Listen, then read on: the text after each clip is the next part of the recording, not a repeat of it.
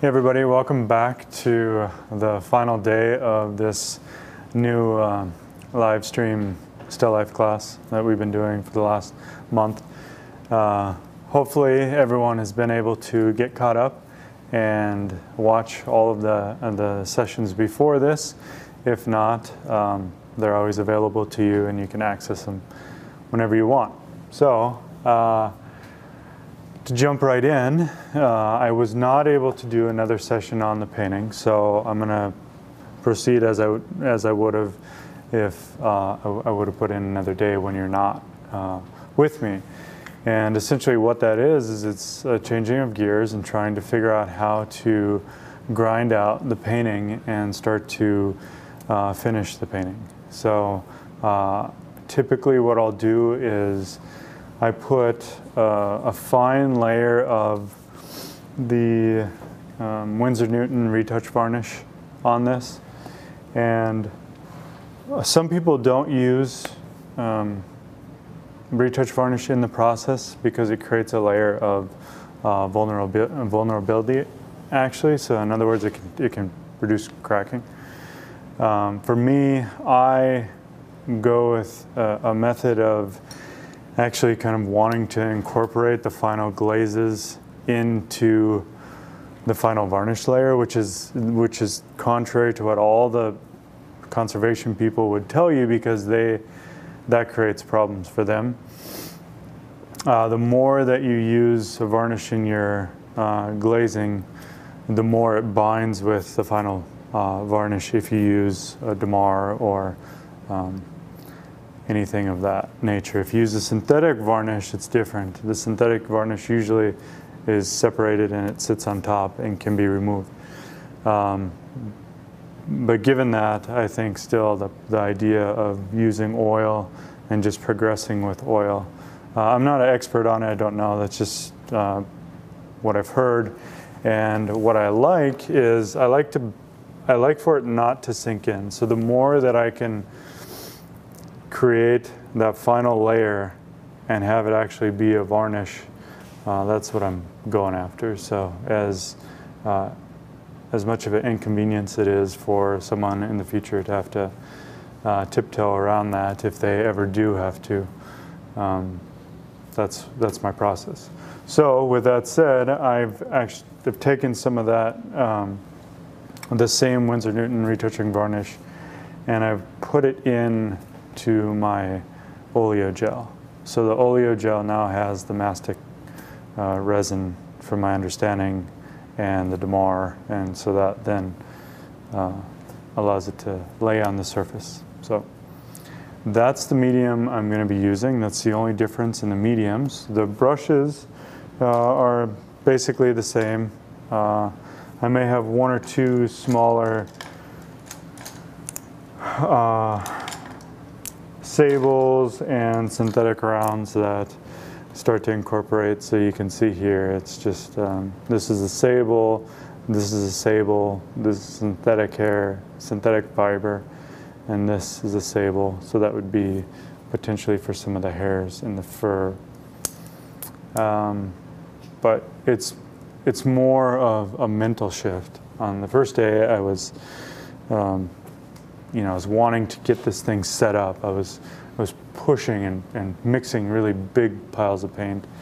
And now that the statement is already made, I'm now transitioning into a finishing mode.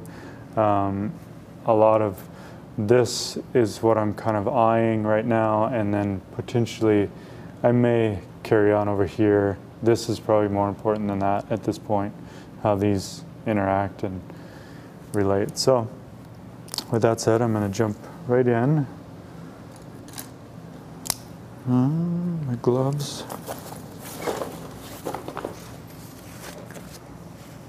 So I've been using gloves lately because of the lead paint.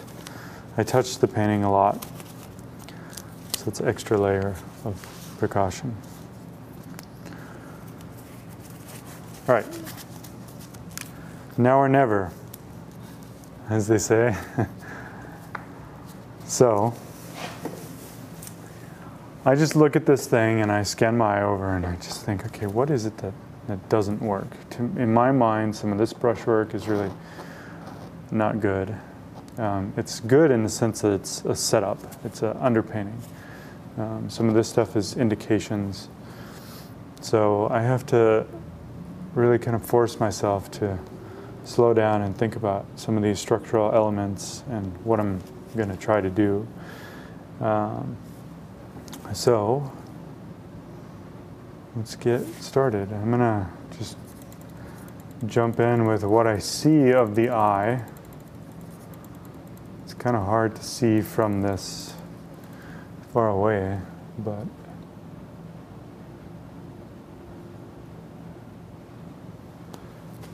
it's little snippets of paint at this point. There are some structural elements around it that I'm interested in. So through here I have some spots. There is the bending of the folding of the skin around his nose. So see how at this stage I'm really thinning out the paint. It's on the third, fourth day, as I continue to progress, I'm very aware of the fact that there's not a lot of layers going on top of one another. Now it's becoming, as they say, really fat over lean. So what they talk about with that is this is as fat as you can get. So this is pure oil. And you know, if I were to be thinking about some ratios here, if I take this and mix it, this pile right here is probably 80-20, so 80% oil and 20% paint, right? Or maybe even less, maybe it's 90-10. That's very unlikely that I would ever paint that fat. So typically, if I'm being honest, it's probably closer to 50-50. You know, that's still a lot of oil, and you have to be aware of that. As you are building things, the more oil you put in, the more yellow it's going to become over time, and you know, that there's just things that if the paint doesn't bind it, the oil can just become sticky and gooey, and so you have to be careful of that. All right, going back to my eye. I can't really see it, but I know that it's round, so I'm just going to imagine that the light is coming in and skimming across that in a way that I'm going to put a little highlight on it. Create a little bit more color.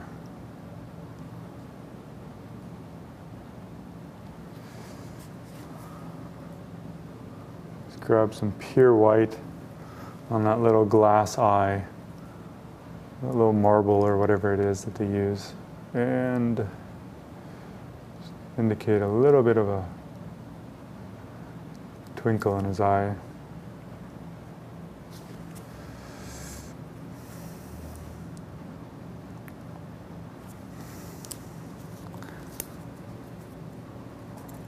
Try to be consistent and work through some of these features. So go through the nose.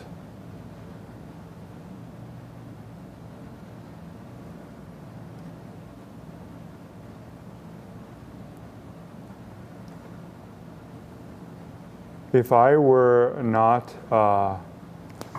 painting live, most likely I would scoot right up on it. I used to laugh at Jacob when he was painting, Jacob Collins, from the model, because he would literally like almost go sit on the model's lap. It was really funny because I think it in some ways made the model somewhat uncomfortable. But you want to be able to have a clear sense of what you're looking at. So that's why you have to get up there and really analyze it, because the more you know about it, the better then you can reproduce it. And so if you just go up and study it very closely, I'm going to glaze down those lights.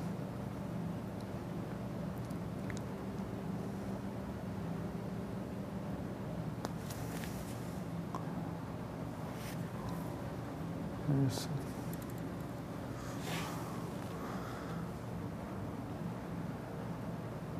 some creases through here.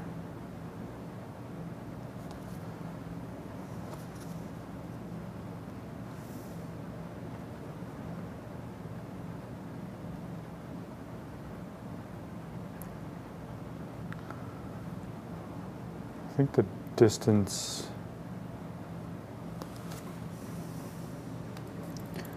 can go up slightly, so I'll grab some of the brick color.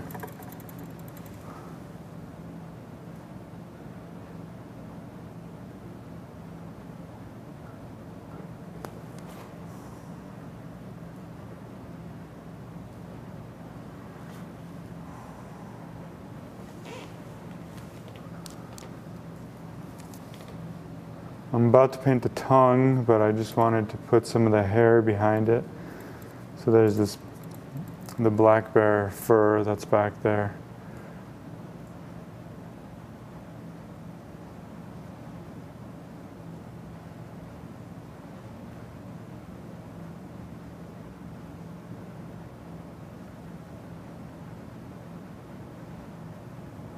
Generally speaking, I paint anything that's behind first. Now I'll come over and mix a pile for, you see how I'm mixing a pile for every object. You know, I've mentioned that a lot, but it's important to take note of.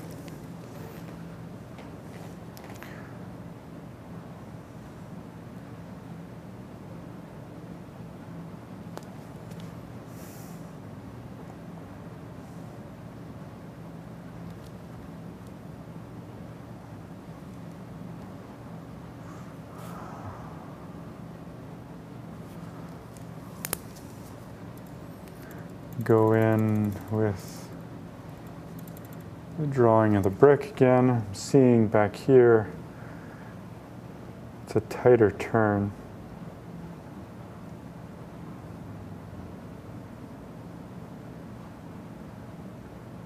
Clean up that edge.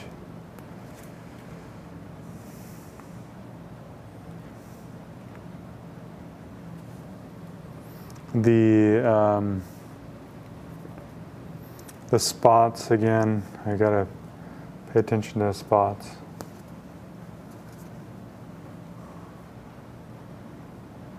It's like I torture myself with this leopard because I'm just not a details-oriented person. So.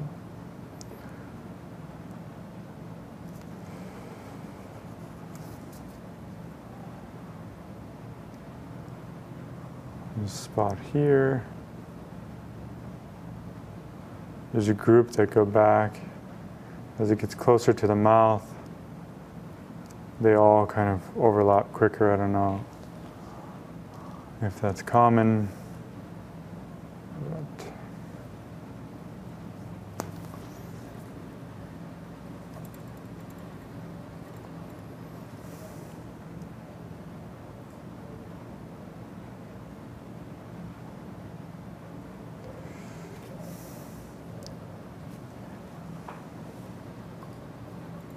back with the nose here.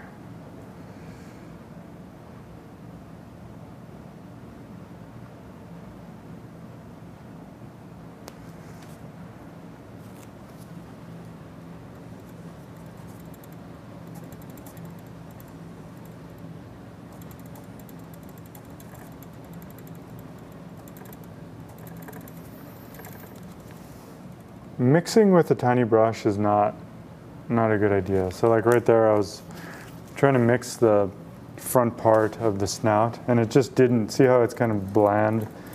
Sometimes if you're doing details, you have to just grab.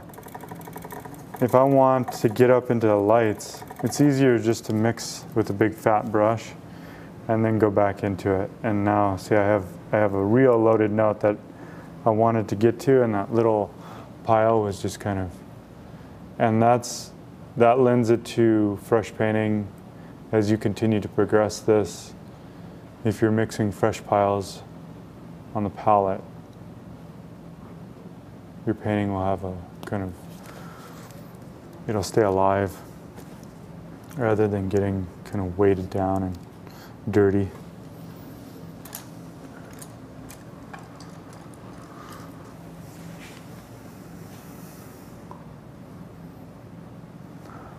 The teeth, surprisingly, are not that. I'm afraid to make them too bright. They're there. But it's kind of like a choice that I have to make. There's this hair back here.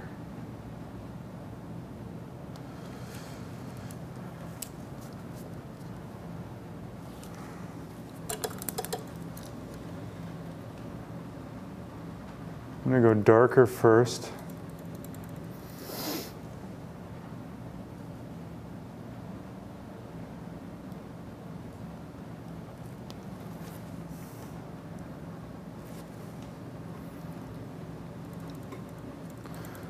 Bottom one will get a little bit higher. Again, you guys have the photo, I can't see that, so.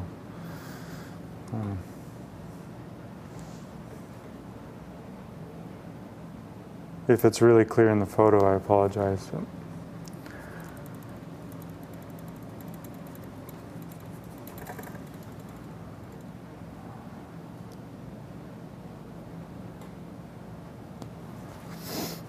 It's all about decisions. How much do I want this to be?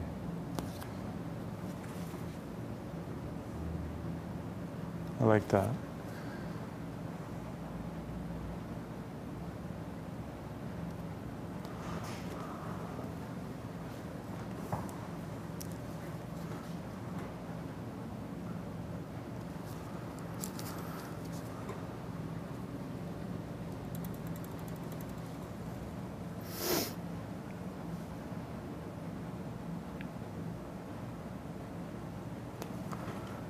Shape of the nose again.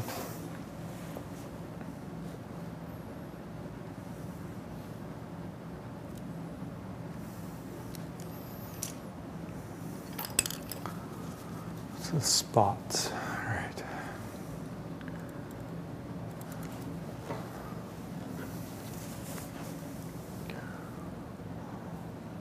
Spots up here. So go back.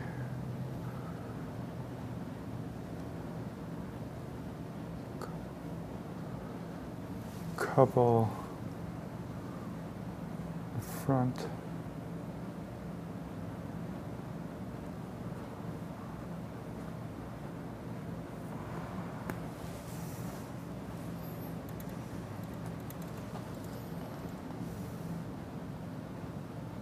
C6.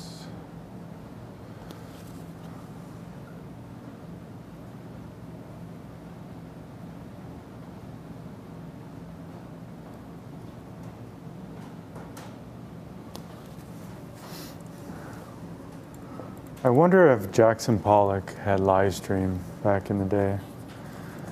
Probably would have been a lot more fun to watch that guy throw around paint. Realist, one thing that to think about when you're in the studio grinding through it, a lot of it is how hard you work and what kind of work ethic you have. They say that Bouguereau was extremely diligent and worked all day long. I think there was other artists like Sargent who worked really hard, but at the same time he was able to kind of dash off stuff because it's a different kind of painting. You can travel and sketch and do things. I think Bouguereau he just had a different kind of, the technique lends to a different lifestyle.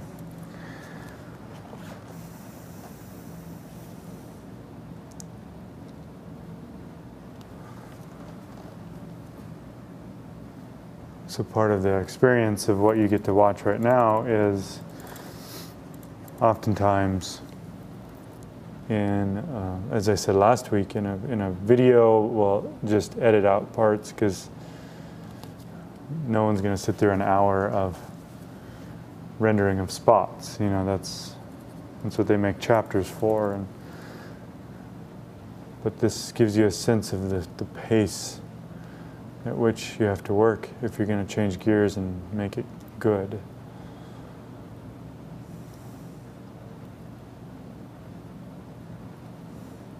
So thinking about the larger form through here, as they're in the light, they're going to be lighter.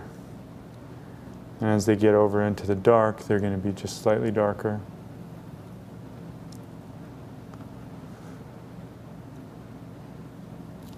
Remember to keep the edges soft. Still thinking about the negative space in between the spots. Going through this, kind of mapping out. If you go back and forth with the spots, then it's not just like little black pieces of paint.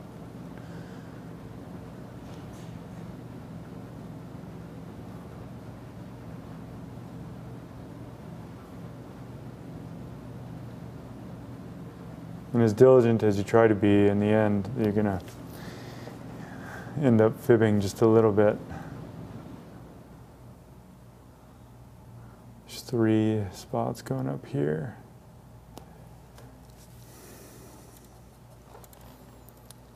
So there's a small group.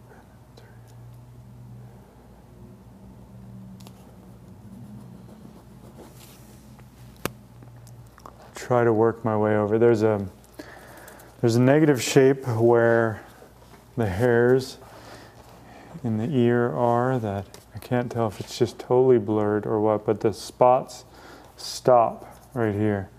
So there's like a fuzzy area, which I think is partially due to some of the hair in the ear. Then this looks like it's just bare skin here. So I go around in the bare skin. Bare as in no spots.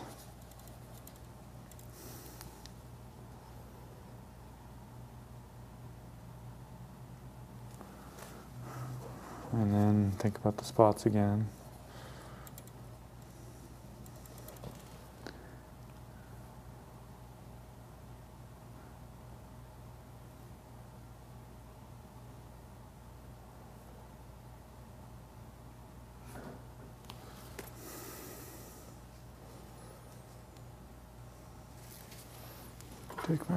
Actually, palette knife sometimes is a little bit blunt of an object. If you take a knife, you can come in here and adjust the texture.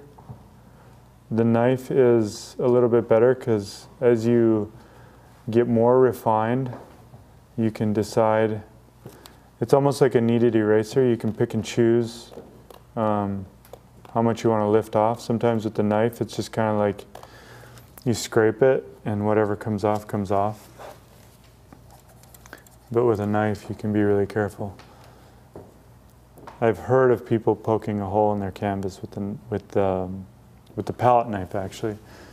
The razor blade is, believe it or not, because you're being really careful as you go across the surface, it's less likely that you're going to puncture it. But if you have this and it bends and it catches or something and then jabs a hole in the, you can damage the canvas.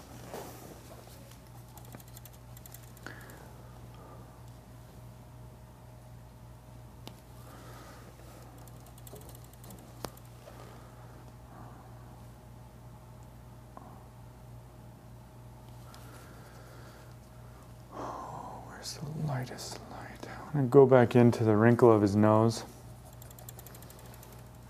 Try to address that. Just so many spots right there. It's like Can't see anything. Spots are doing this with the skin as it's wrinkled.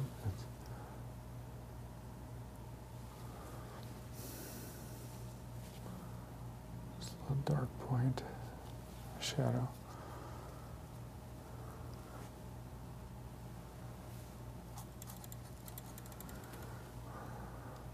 Thinking about the form here.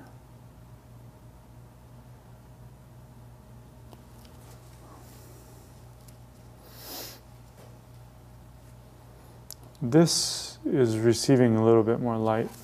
So there would be an example where I paint the negative space first and see I can leave some of that dark glaze for those to start in on the spots. Once I have a little bit of a map from just painting the negative shape, I can come in and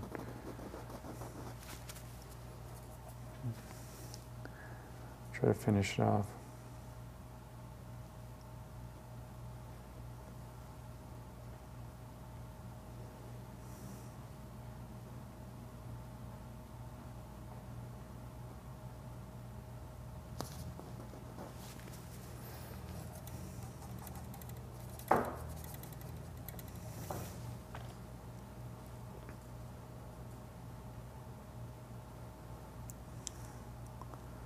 And if you're painting, let's say, an apple or something that's got some detail on the form, if you overdo it, I'm not going to do it here, but you could just wipe the surface and start over. And supposedly, Sargent would do it, and if he didn't like it, he would scrape it, do it again, scrape it.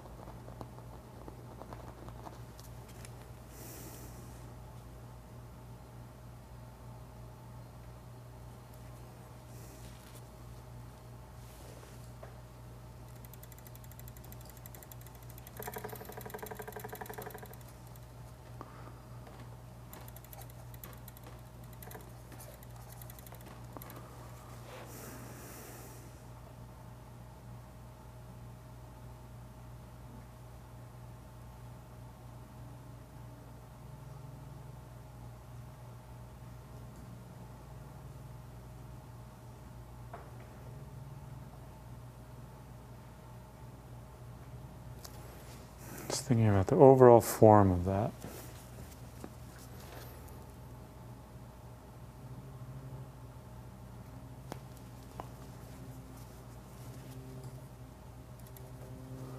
It's so easy to get in the weeds if you're not careful with stuff like this.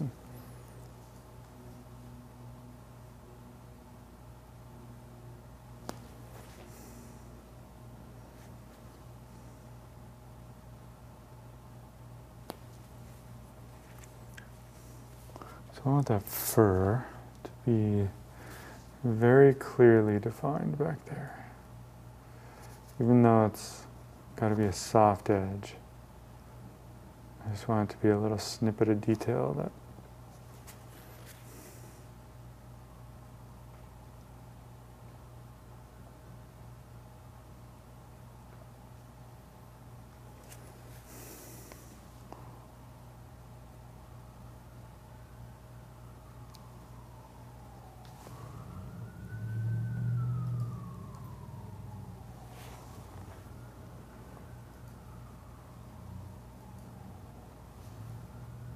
the details, I think, are the thing that make it really interesting for the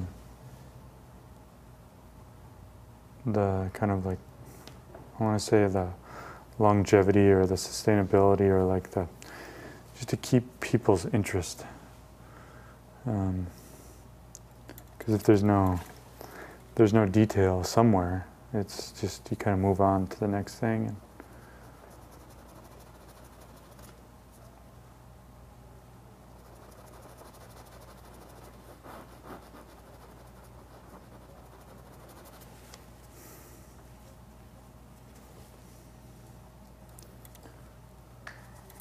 And this is the, speaking of detail, I'm thinking about this knot back here.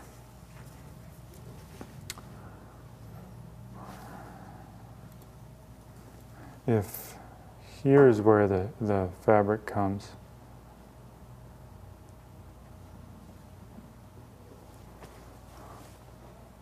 then all of this is shadow.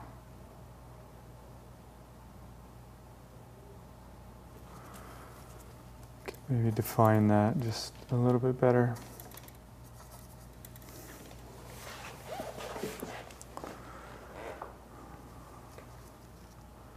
So there's this part that comes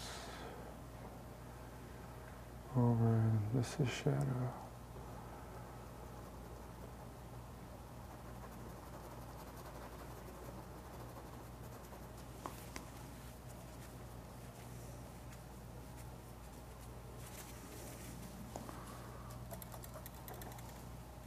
Looking at some of the values, the warmth of the hair in here.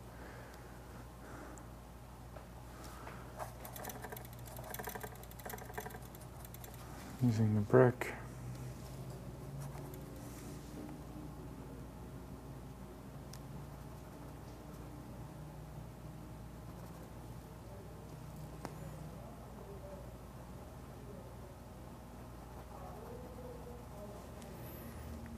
Soften back here.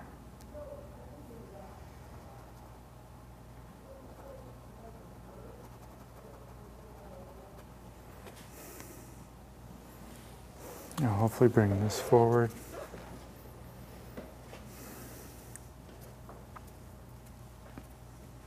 And now that I've put the retouch varnish on, I can see pretty much what the values are through there, and there can be a lot of room for hopefully to get some hairs distinguished throughout this part here. So I'm going to grab, see, I want it to feel like hair.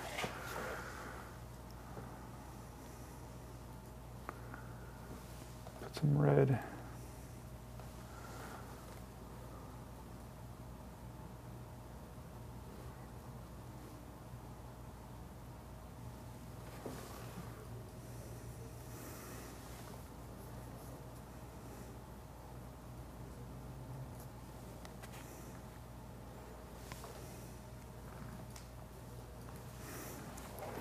Light is coming down, hitting this.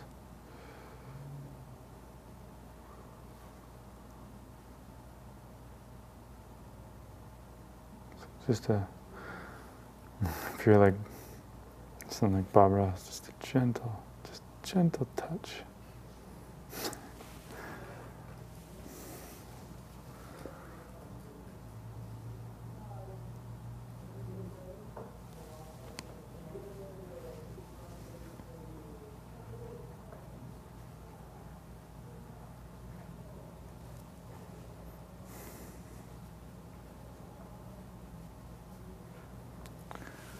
I think I explained it before, but if you're in a race or whatever and you're going around a corner, you gotta switch gears. So I always tell students just to be thinking about it as just switch gears. Can't see what's going on.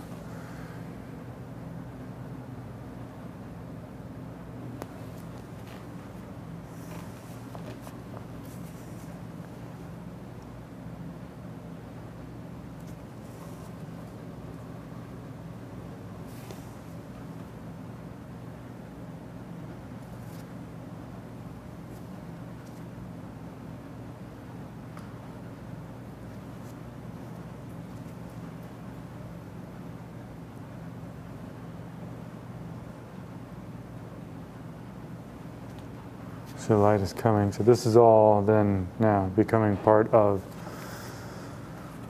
just continuing pushing on, trying to get the atmosphere, trying to get the light effect a little bit more accurate as you move into the finish. A lot of these supporting values, whatever they are,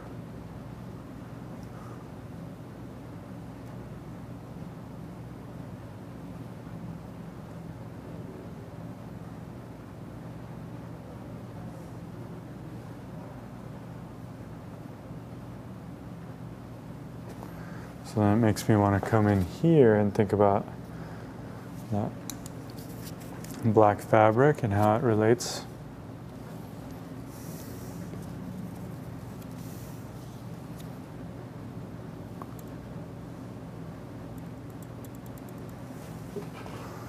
Hitting my darkest note,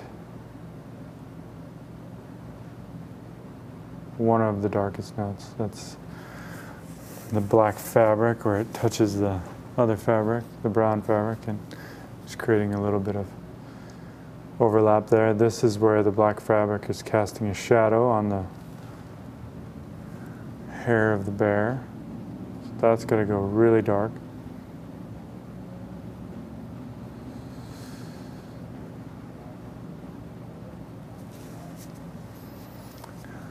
Come back.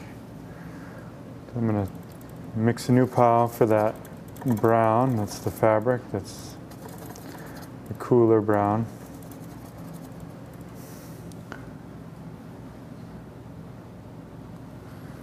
I want to add just a little bit of detail along the edge there.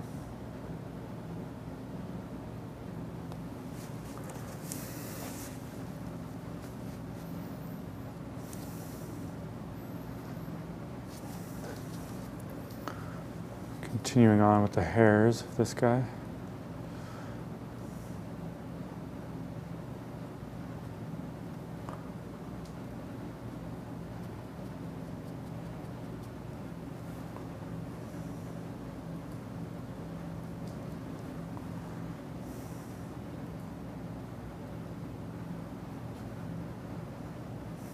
As they get down here, there's going to be a really dark cast shadow there.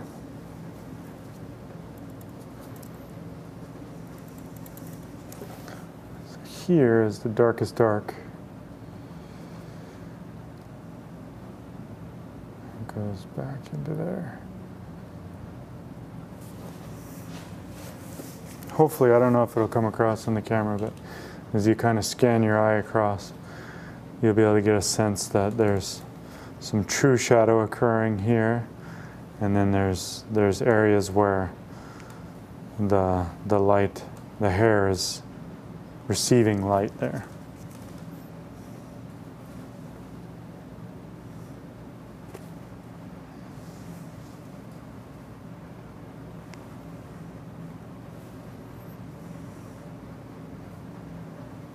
See, I'm trying to create some kind of separation.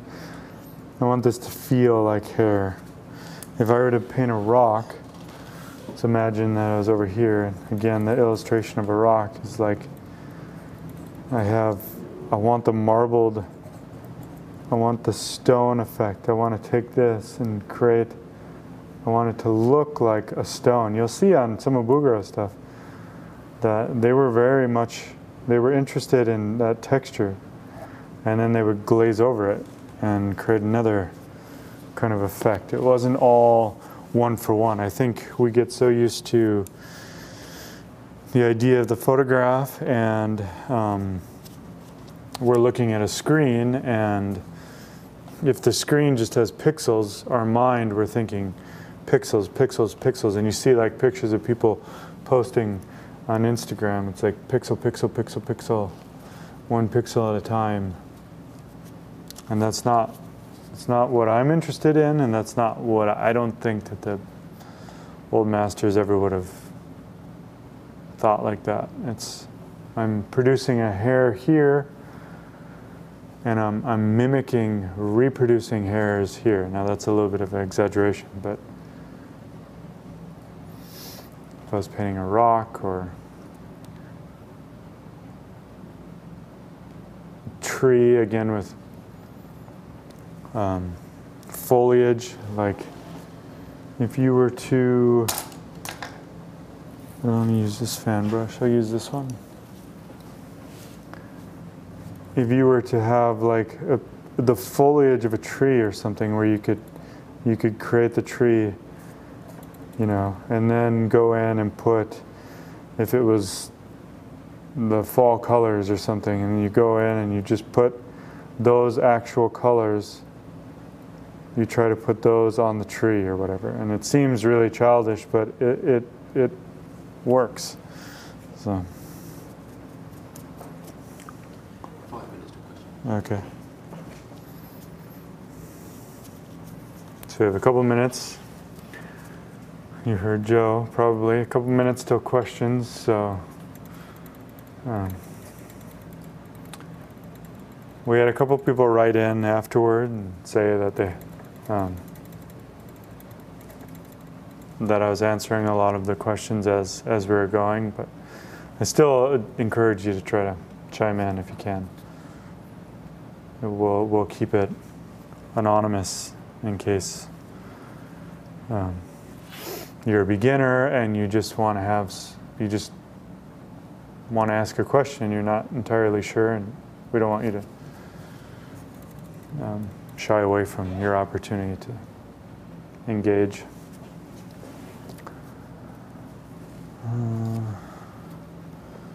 So I'm moving along very slowly, so I'm just kind of plowing through it.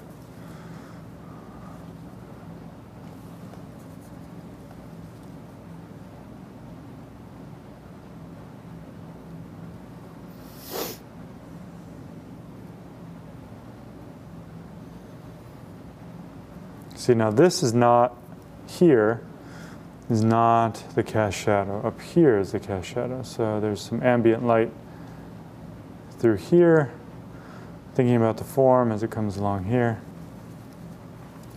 And then back this way, this is the cast shadow.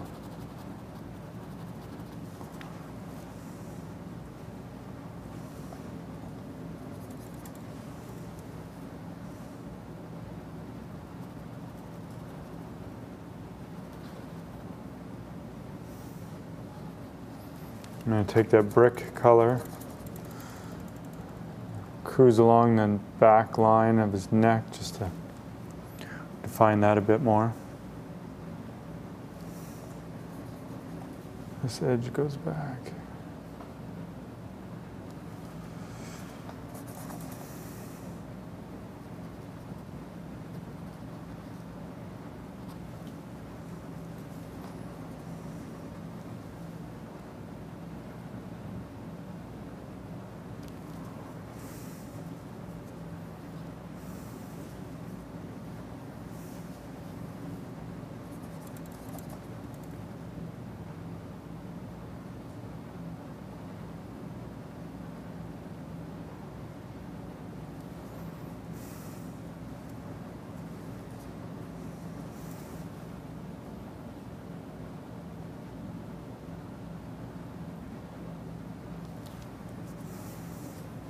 Turns back.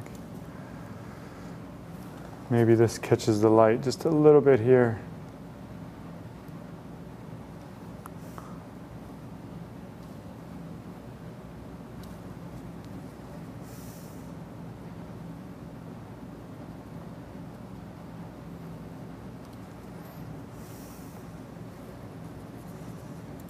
This little spot is too much, so I'm going to darken. Oops. That was too much. Darken that down.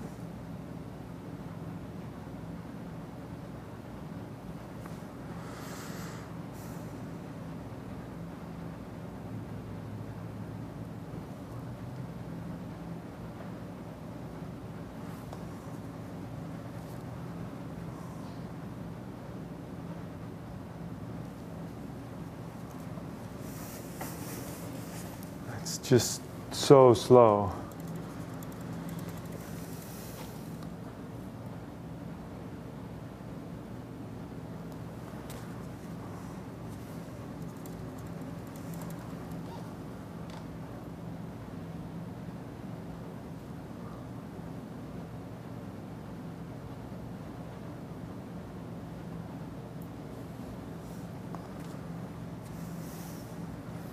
How are we doing? Do we have any questions yet?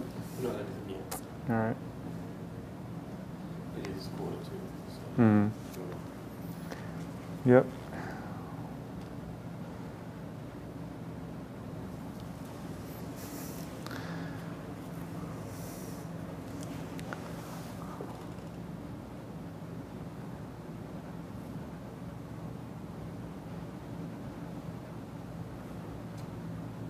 Just let them come in. Okay, great.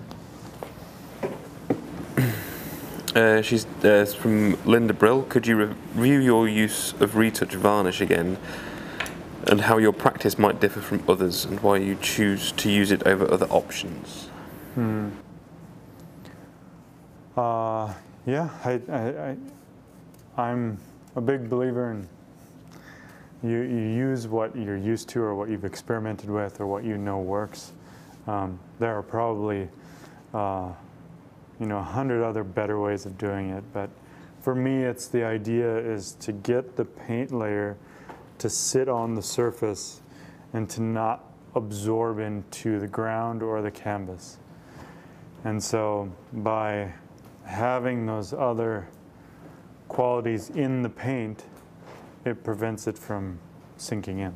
So it just will rest on the surface better, and then allow me to continue to kind of just form the final layers as almost thinking of it as like layers of varnish.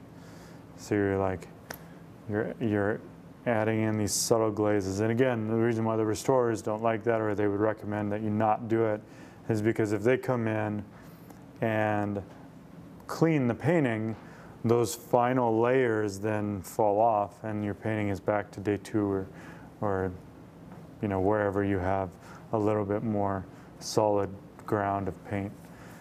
So you just have to keep that in mind. But all of those things I think are just, the variables are so subtle that, again, for someone who's a beginning student or just learning how to paint, it may not be relevant for where you're at, because I would fear that you would be adding too much of the oil or the retouch, and it would just be getting kind of sloppy, and you wouldn't be glazing. It's really weird. It's hard because there's a fine line between like just putting a gross amount of oil up there, but then also having a glaze be like a real glaze rather than just repainting every area. So it's a subtle thing, and I don't really know how to explain it other than a good way to kind of get a sense of what I'm doing when you guys are maybe can't see it is I'm taking into consideration, so every time I dip in my Gamsol, there is Gamsol in my brush, right? So there's a drip of Gamsol there. That's very heavy.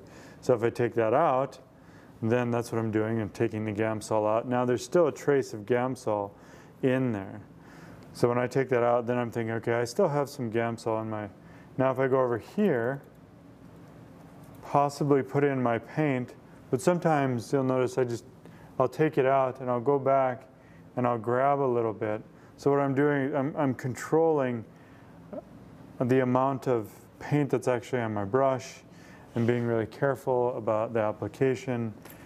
Or I'll dip into here and I'll wipe that off because I just want the residual of the oil in my brush, and I'll touch some paint and then put it on. Or so, the variables are so slight and so subtle that you really can't understand exactly what I'm doing from the visuals, because it's adjusting it every time I paint. But generally speaking, it's kind of like a 50-50 at this stage, and I'm just kind of going in and dispersing the layer of pigment and oil over the surface in a way that it allows it to sit on and just change the finish of the painting just slightly.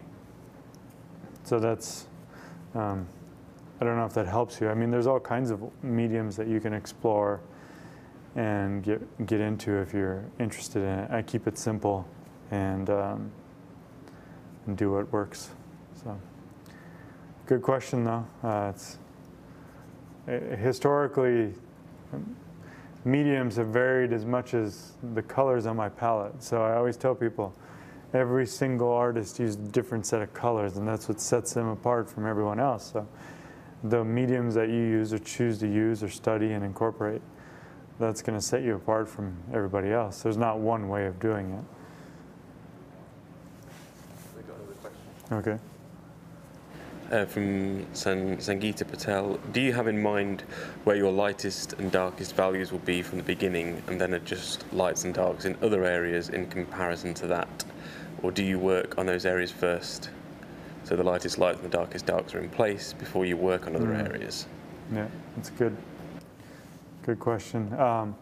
So an easy answer would be, this is my darkest dark right here. So in my head, I'm thinking the black and the blue with some oil in it to get it saturated so you can see is the blackest black that I have on my palette, and also the blackest black that I'm going to be able to use at my disposal for representing what's happening in nature. So then the whitest white is the very clear white. And so that's the range that's on my palette. Now everything in between, from here over to the white, you know, all of these values in here going back and forth from my darkest dark, which exists here, to my whitest white, which exists here,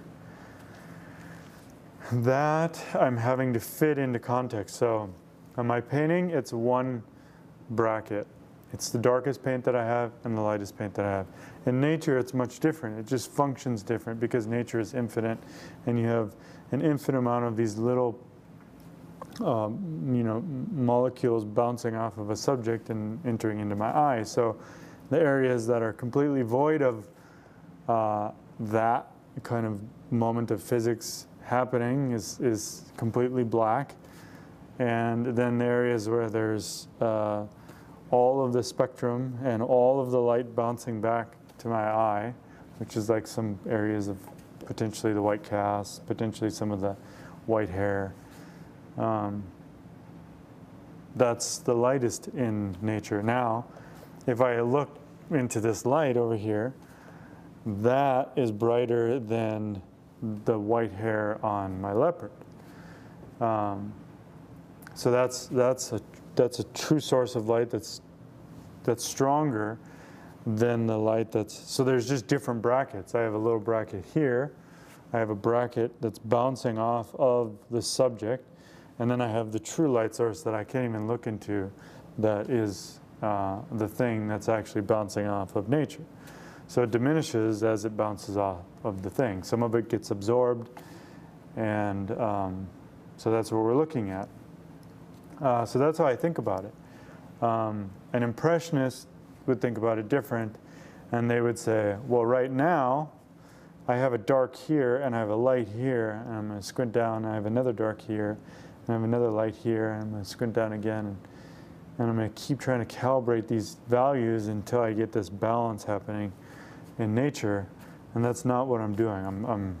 I'm defining and redefining the space according to my knowledge of what's happening up there. So that's a real clear distinction, and a very good question, because that's basically, I know my darkest dark before I start, and it's my ivory black and my ultramarine blue with some oil to get it to to be able to see it in its darkest state, and then the white pigment. So hopefully that's very clear and helps you understand kind of the mental shift of, I know my limitations here, it's a painting. And then the brilliance of nature and the wonderful kind of qualities of nature. But then nature's not the actual light source. It's just a reflection of the things that are being emitted to my eye, and then the true light source. So there's different levels. Any other questions? There was just a further point to that question where Sangeeta says, it seems like you move from subject to subject, and then she says, how do you avoid destroying the overall image? Still in context with the last question about darkest, darkest, light, light. Okay.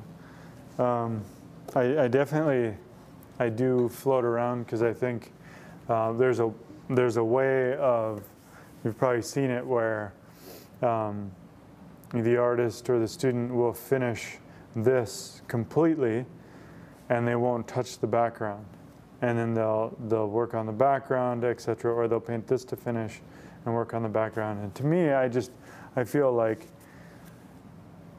the more you do that, even if you're really skilled at understanding the position of the plane in nature, which then indicates how light or dark it's going to be, you still run the risk of the physicality, the interaction of the actual paint on your painting is going to be divided. You're going to have, it's going to be piecemeal. You're going to be thinking about the cast, thinking about the brick wall, thinking about the leopard. And I want the air, I want it to breathe and exist and overlap. And so that's one reason. But then the idea that you pointed to is every indication of the value is always, and maybe I didn't stress it enough in other lessons, or maybe it just hasn't kind of sunk it in, because this is a very important aspect of understanding how I read values, is I'm always looking first, understanding, then calibrating what is happening on my palette. So I know this to be a brown fabric receiving light. Once I register that and calibrate where it's facing towards the light, etc., what's happening, then I find myself up here. And so it's understanding your limitations of what you have on your palette, understanding the position and space of the material, the kind of quality of the material, whether it's the light can pass through it or it's being completely bounced off of it. Those things all determine your values. So like, let's say I had, let's just take this example of the shadow. This value here is different than this value. But I didn't arrive at this value here just looking and saying, oh, this is lighter than that. The way I arrived at this value here is I said, well, that's receiving less light. This is receiving ambient light in the room. Bounce light is filtering into it. And therefore, this is darker than that. So that's how I'm determining everything. And then it's like one step further, then it's like, okay, that reality is happening in nature, but now I'm the artist and I can decide whether I want to paint it that way or not. So I could paint the cast pink if I wanted to, if I felt like that was my artistic expression. All I'd have to do is in my mind, I'd have to calibrate and register, if that was a pink surface, then what would I do to this to make it act as such in my painting? And so I've changed the color of flowers, and I've added flowers, and I've done things just because sometimes your painting needs that. And the more you can get comfortable doing that and controlling your painting as opposed to just only copying nature, I think you can experience a lot of freedom there too. So. All right.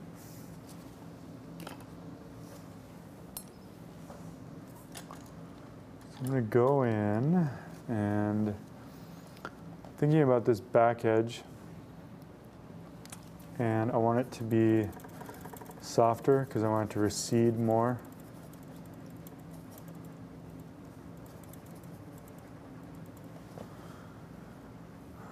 So if I go in,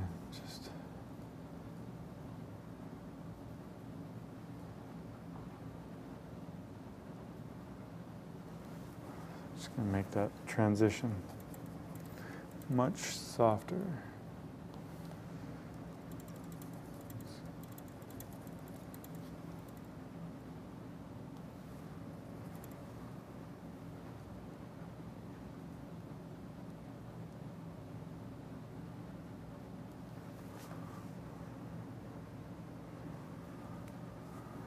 looks like I made an indication with the pencil that it dips down here. So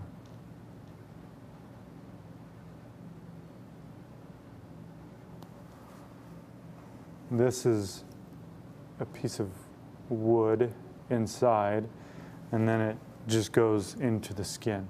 So like if I were to go up and knock on this, this is a form that's holding that head together, and it drops, the angle drops off pretty dramatically there. So and grab some of the brick back here.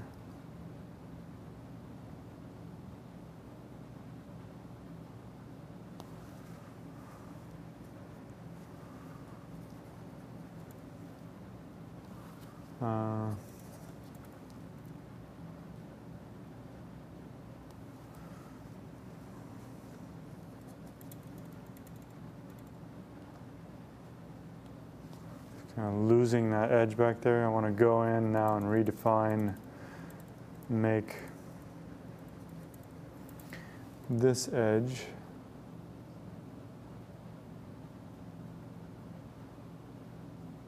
a little bit darker.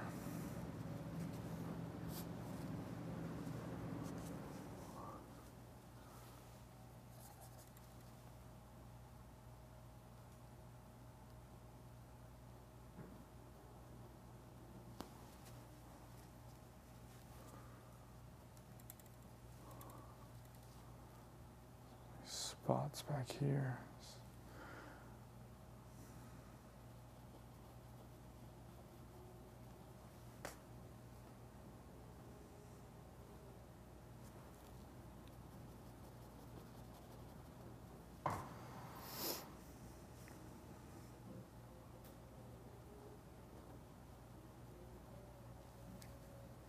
Thinking about the structure still of that.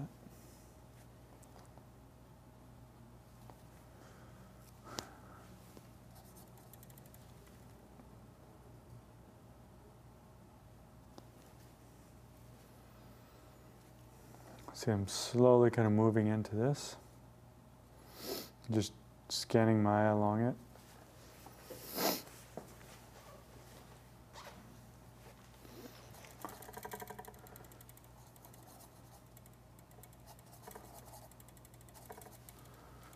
Back to,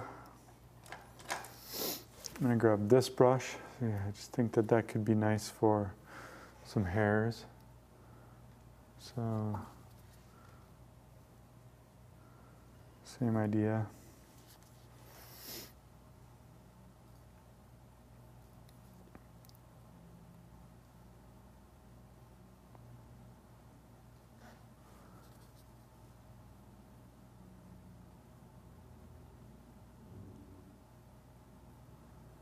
Now the thing I love about that is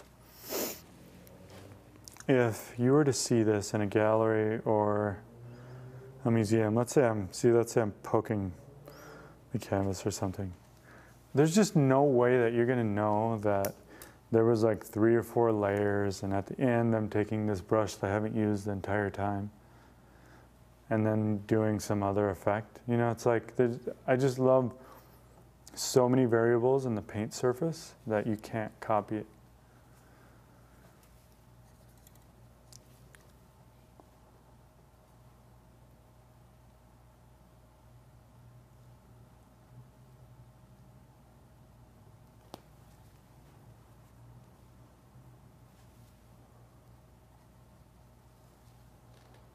And it's like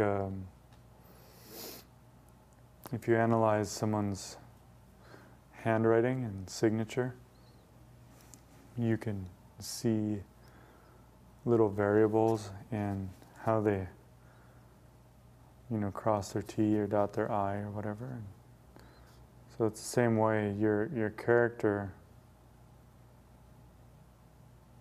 comes across in your painting of how you hold the brush.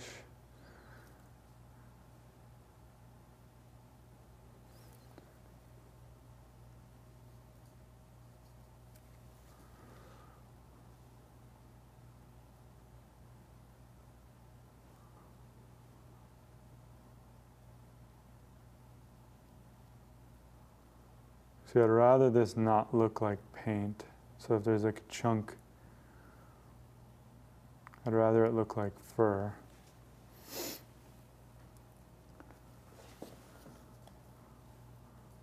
So I can go in, and now that there's some wet paint, I can put some of these dots.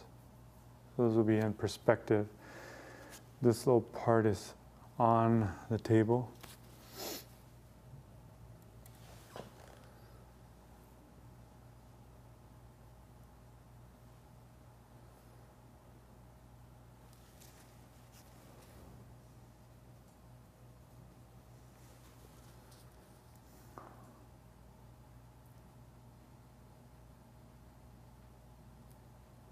Over here, same way, see how this just looks like paint?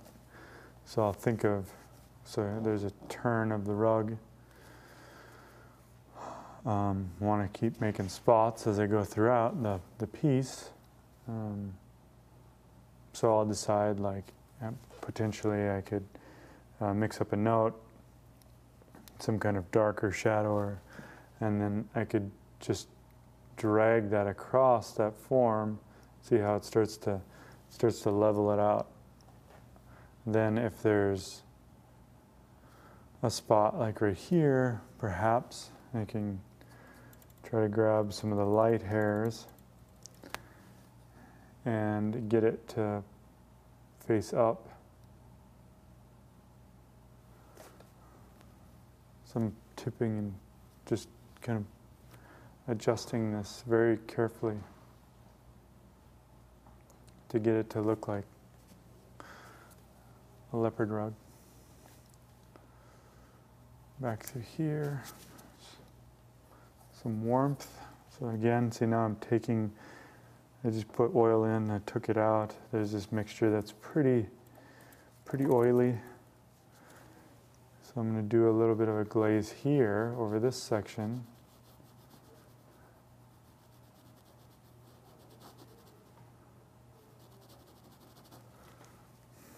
And that I can paint into that. And this is a little bit thicker paint application.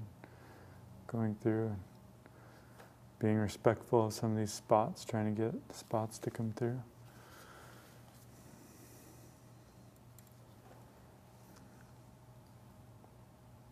Spot here.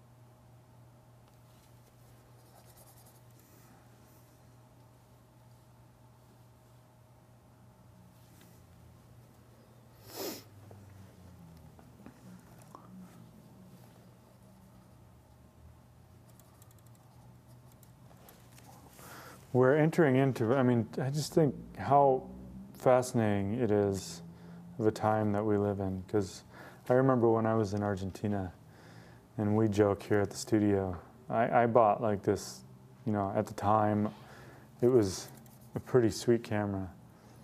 And I remember thinking at the time, I was like, you know, I want to document a painting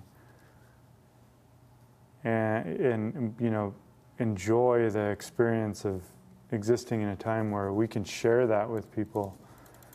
And you know, I'm down in Argentina, and I was sharing this documentary process of a painting, but even now it's like even another step further, and it's like the quality is so much higher, and it's, you can join me live as I'm going through this process. And historically, it just makes it so much more likely that painting is going to come back. You know, it was almost lost, and thanks to, you know, artists in the 20th century kind of plowing ahead, it didn't entirely get lost, but I think the spirit of it the spirit of picture making, and that, that's, to be able to share it live is just awesome.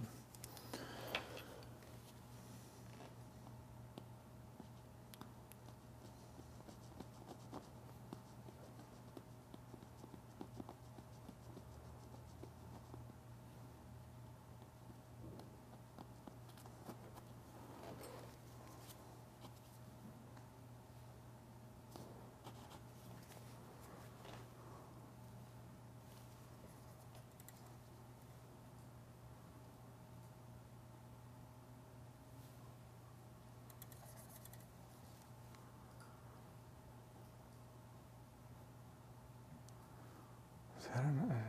Sometimes these strokes, I don't know. It's almost impossible to fully see it unless you have a camera, like right where I'm sitting.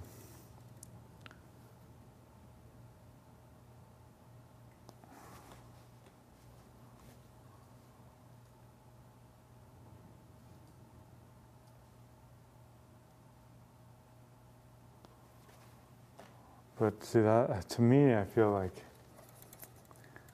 no, I'm no Alma Tadema, but when you look at his work, if you have a hard time understanding what or how he was painting it, it's because he was doing it in some way, shape, or form, some system that he had, that he was constantly using nature as his kind of North Star, and that was the thing that he was obsessed with. And then the layering of the paint and the effect of the paint, that all those variables can just shift all over the place. But as long as you're really particular about and very respectful of this idea of a value scale and interaction of like the subtle kind of qualities of light, and trying to represent that in your paint layer, then now all of the underpainting, that becomes part of the character of the illusion.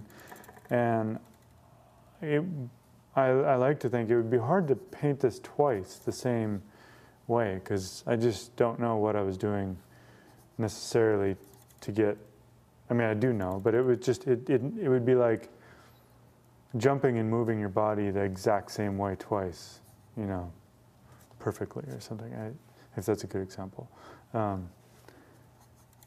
So it's, the other thing I was thinking about, trying to figure out ways of explaining it to you guys, is I was kind of thinking of like offense and defense, and how naturally the paint wants to operate in disorder. So it's our job to create order. And I feel like those are the kind of offense and defense, is like you're pressing on against this natural inclination to just kind of slop the painting up, and not have any particular kind of order to it. But the more order you have, then you're battling against that tendency for it to start to crumble apart. Because to make it look good, and to make it have order, and to make it be drawn in the right spot, those are all things that require a lot of effort and concentration and energy. And so naturally, that's not my inclination. And so you're pressing on, and you're kind of defending against these elements that are in play, that like, you're lazy, you don't care, why would it matter if I painted that spot? And you're trying to make it really good. And so you have to wrestle with yourself too.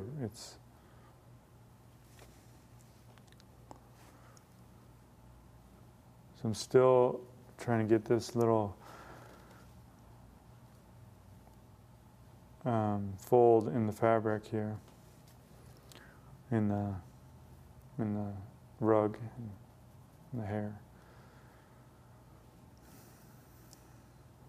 As it comes back, they all group together.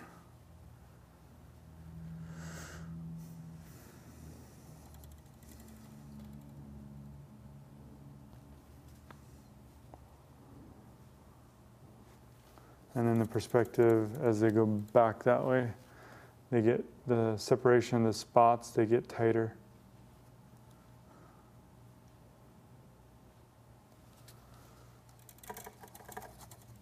So let's come back here and drag on.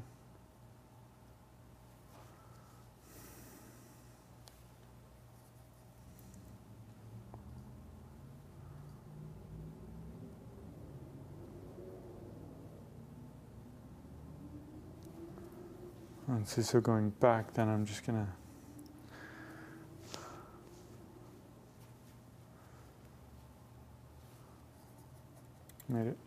make it kind of just gradually fade and go more simple and softer as it goes back.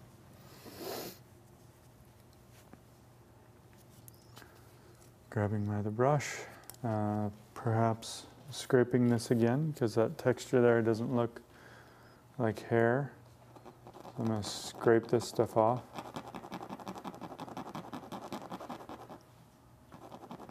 You can even scrape some of the dark, see you can scrape some of the dark spots and that they become lighter. So it looks like there's hairs overlapping and going over top of them.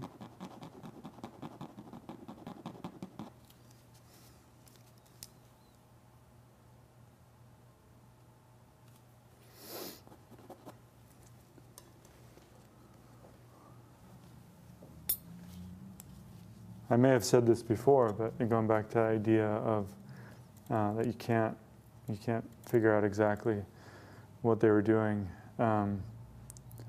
When I was a student and I would go to a museum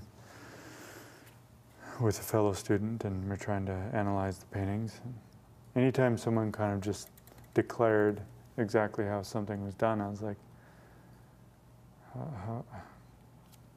you have no clue actually how it was done. You can guess and you can try to figure it out, but unless you see it step by step like you guys are right now and I'm talking you through it, there's really no, I mean, this is the clearest documentation that you can get of a painting.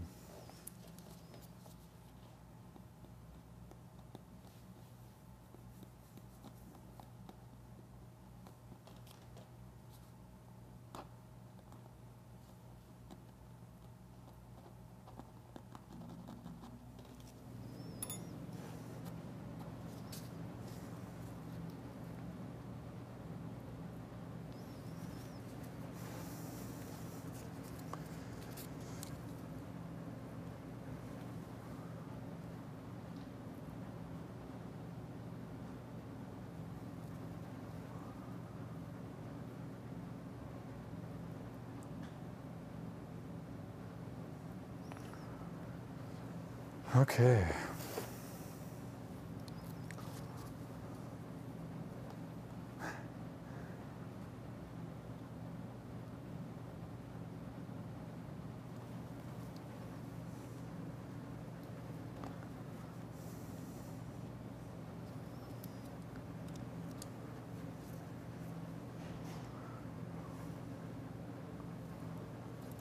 Here's the fabric again, going back in, kind of drawing out the outer edge.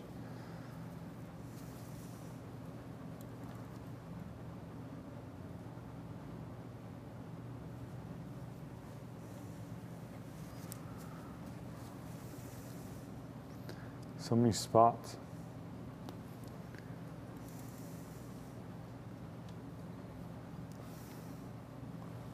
This grouping here.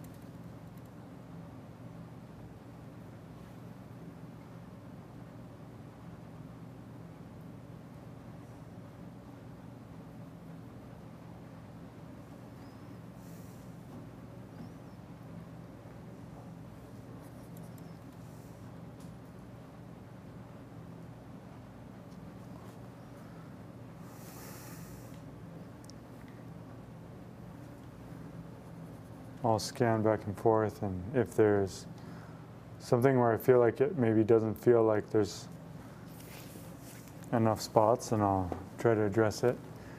But I won't just address the spot. I'll try to look at how the hairs flow in and out around it.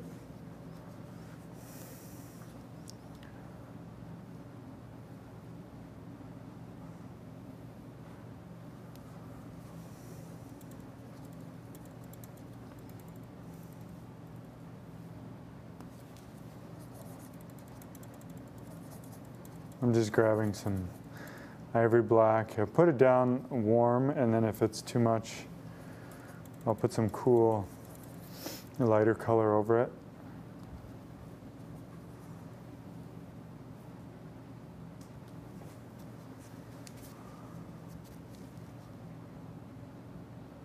There's that other brush.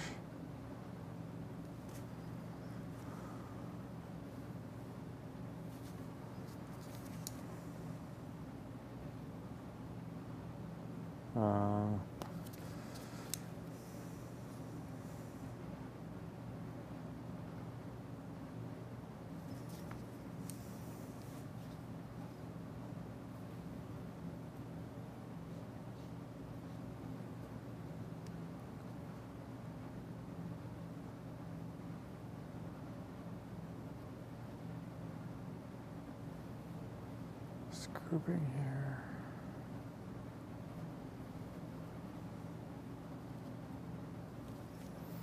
See, I'm working my way across.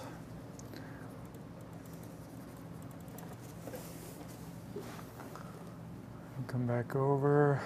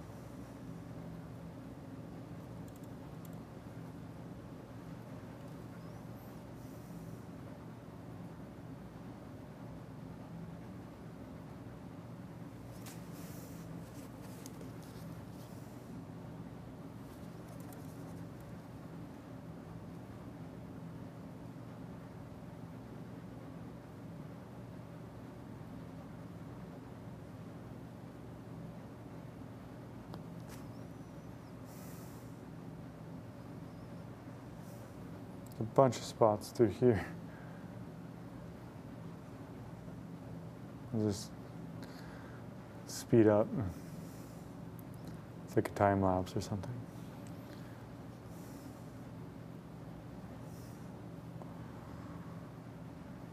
Spots, spots.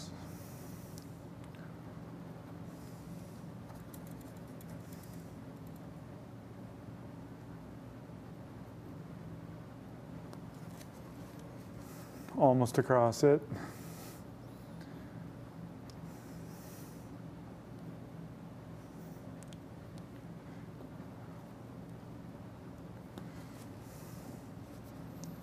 And believe it or not, if I wasn't on film, I would be just even a little bit more obsessed about the dots, but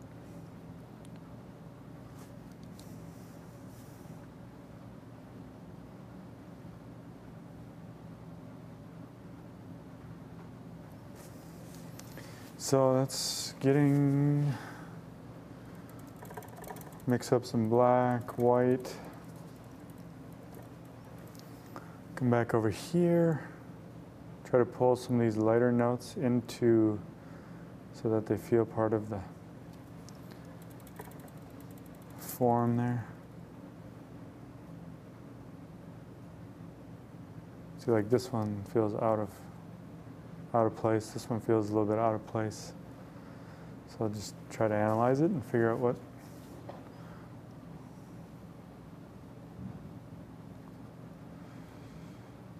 going on.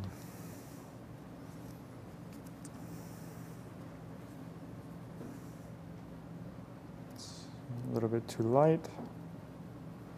Just glaze over it and try to put it into place.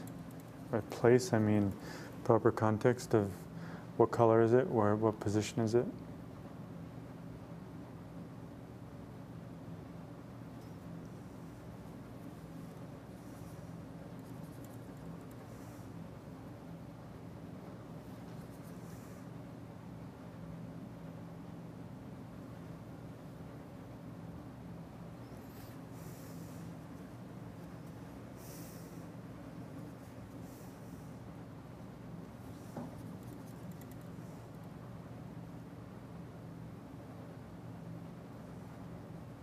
How are we doing on time? It's just coming up to 2:30.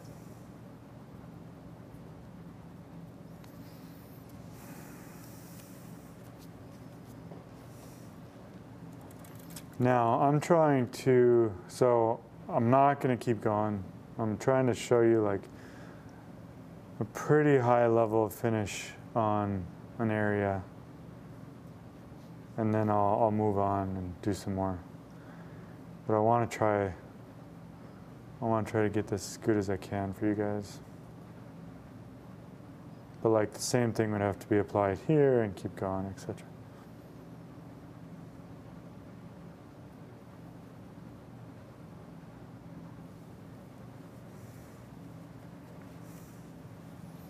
As it gets out to the outside, it gets whiter, the hair.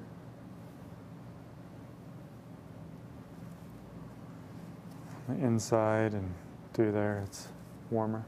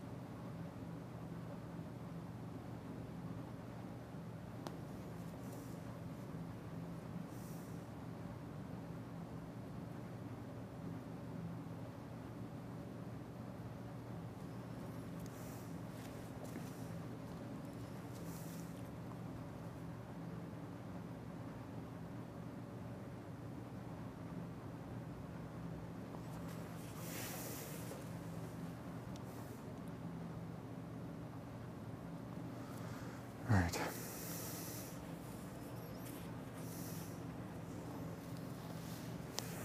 I'm gonna move on a little bit.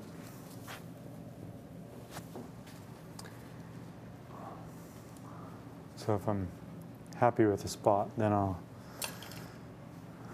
kind of try to focus and think about what needs to be done. I mean, the painting's not gonna finish.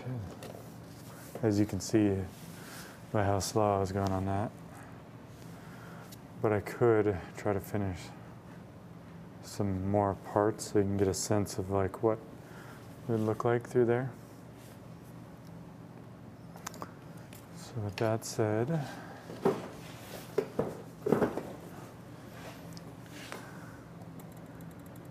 I'm gonna mix up that really dark in the shadow. Start with that again.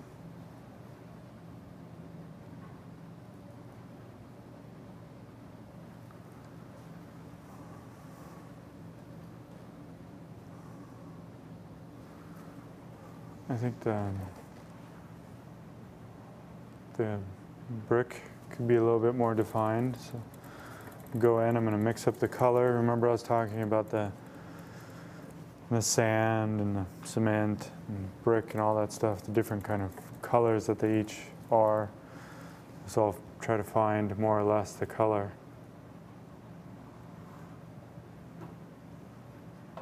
Decide how carried away I want to go with it.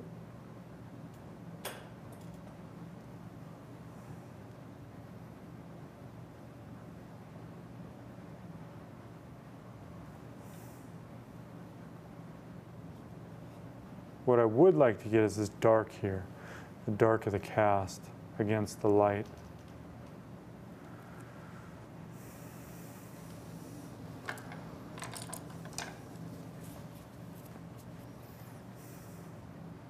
So thinking about, sometimes, I don't have any paint on this brush, but sometimes a big brush can be really beneficial for atmosphere and details as you continue to develop the painting.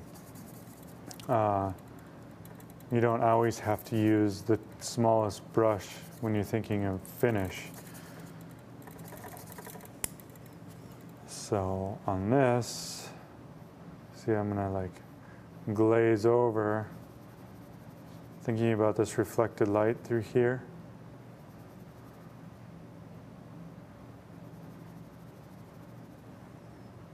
And then it gets darker.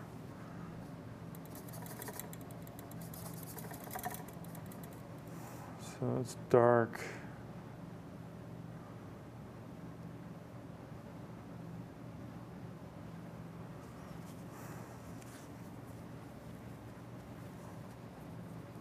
I just went a little bit too far.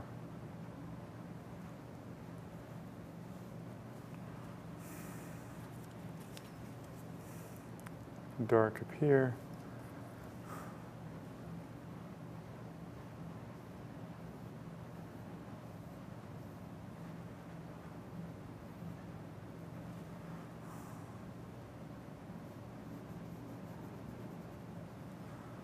It's all glazing.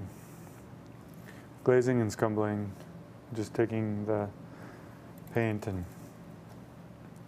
pushing around and trying to get the right form.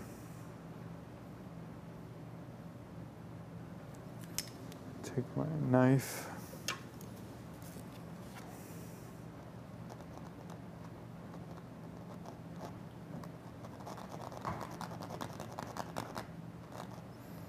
See, I can lift up the glaze and lift up paint. It's like a needle eraser.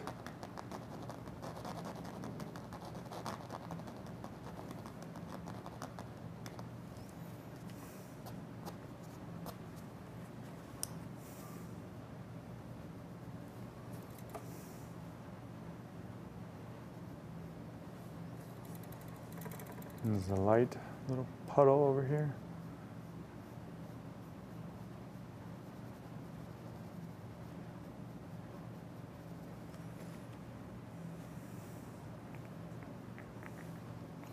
Want some of the warmth to come through in the shadow as well.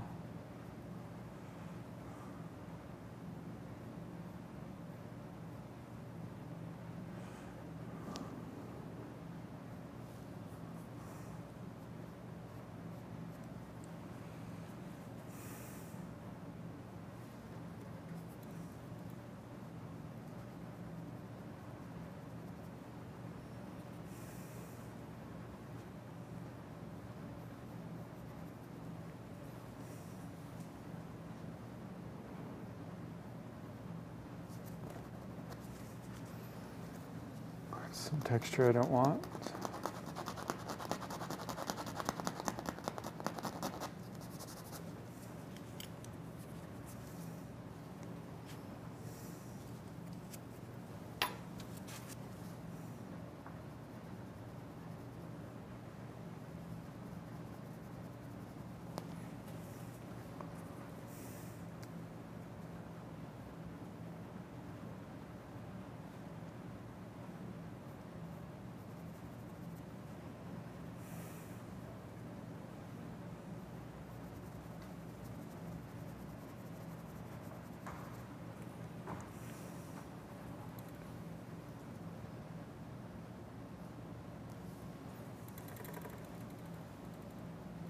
I want to indicate just a little bit more of the fibers and the subforms there. I'm going to go back. So this is, I haven't, it's hard for me to explain to the students when I'm in a workshop because I haven't forgotten about the brick. What happens is I'm painting here and then the idea is I'm trying to kind of relate the two together.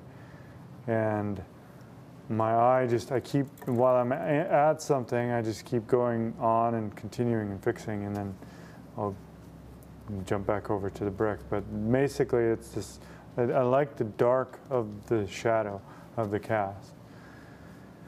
And I want that to interact with this brick wall in a way that creates this nice line through here. And so I'm trying to set up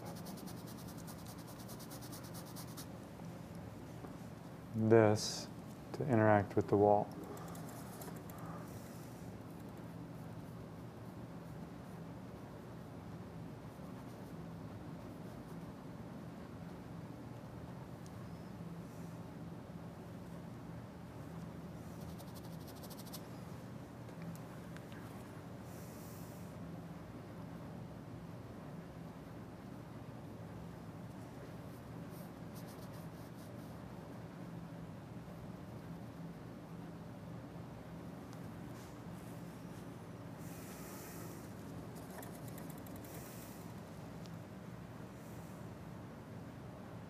It's really dark, and through here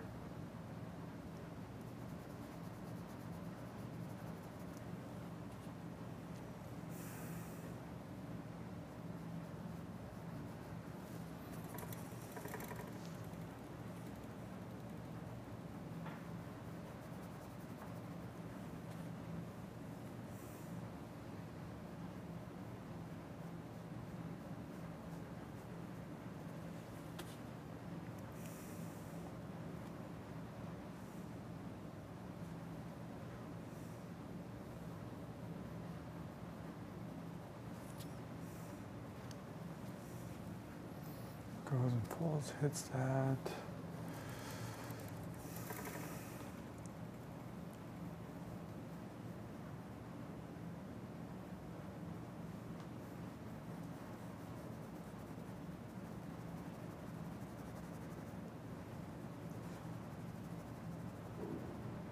See, this has to be the same values over here,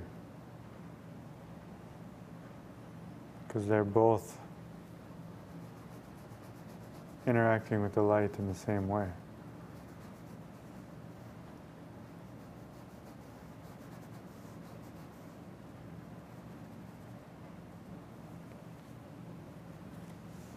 And that goes and crashes on that.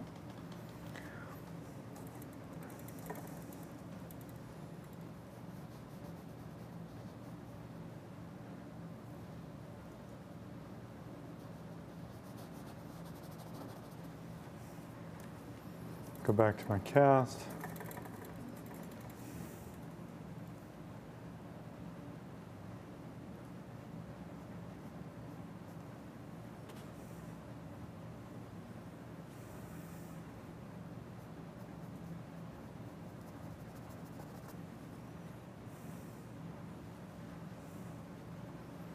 There's some drawing issues with the cast. If I were to keep pressing on and like really, if someone were to tell me right now, I'll give you 30,000 for this painting, I would spend a month on it, just making sure it was up to par.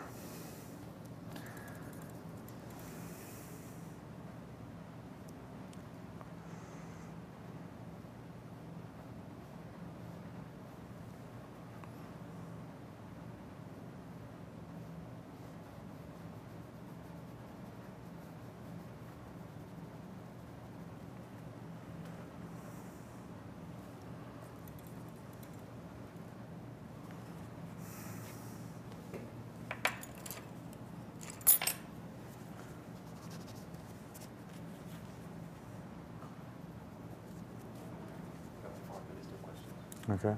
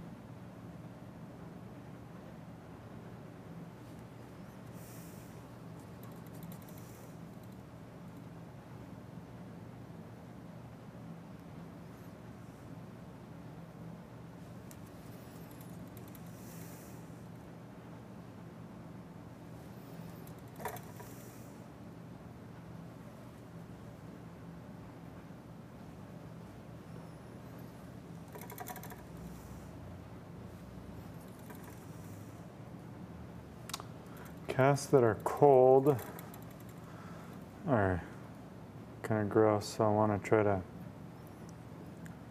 keep the warmth and not get too frigid on this, like these blues.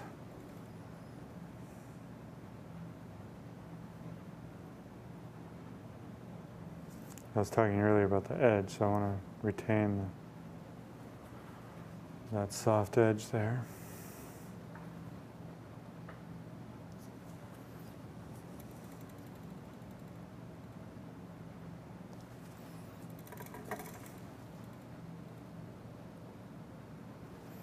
Again, this is just kind of finishing stuff. I'm scanning my eye across the cast.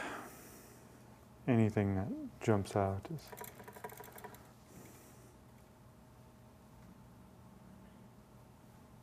it's really just a personal thing. You can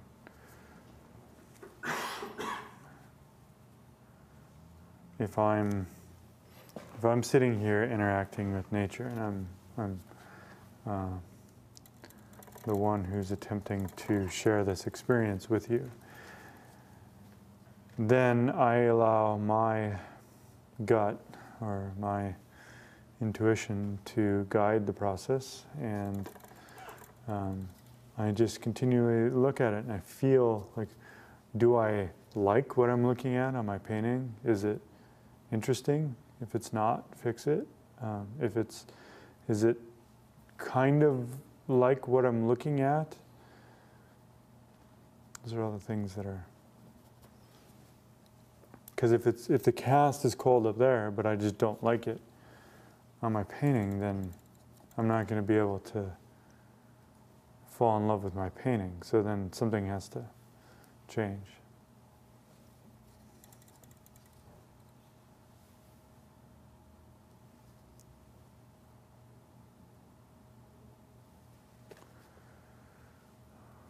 So there's just, it's like almost break time for questions, so please write in. This is literally almost like the last question period, so.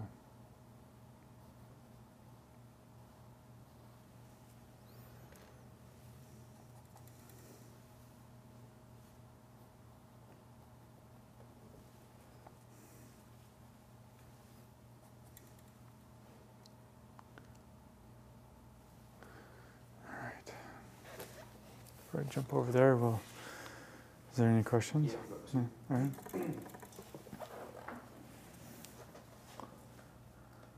right. First one's from Sarah Brown. Mm-hmm. She says, could you please explain lost and found edges and how to use them appropriately? Okay. So lost and found edges do occur in nature. There's two types. There's optical and physical. In the way I understand it, you can create an optical edge, which is, if I take this piece of paint, this pile of paint, I'm going to create just one simple color here, or try to. So if I were to create the exact same pile of paint right next door, so like right next door I have this pile. But if I were to spend long enough, these two, the area where this edge meets, if I were to just match these two values, that's an optical. So it's just the perfect matching of, so not blending these two, but matching the two, that's optical edge. And so then if I physically blend them and create a soft edge, so it becomes invisible on my painting, that's one kind of edge. But then you're thinking about, well, I want the viewer to go to the head as opposed to the hip. So I have an opportunity to implement edges to get something to come forward. And so then, like let's say here, that's a hard edge compared to this edge that I'm trying to soften. So I'm softening it in two ways. It's an optical softening. So I'm making these two match in value so that there's a higher contrast here and lesser contrast there. And a physical softening of the two. So I could take like my finger or the brush or something, whereas here it's a little bit more picked out and pretty strong.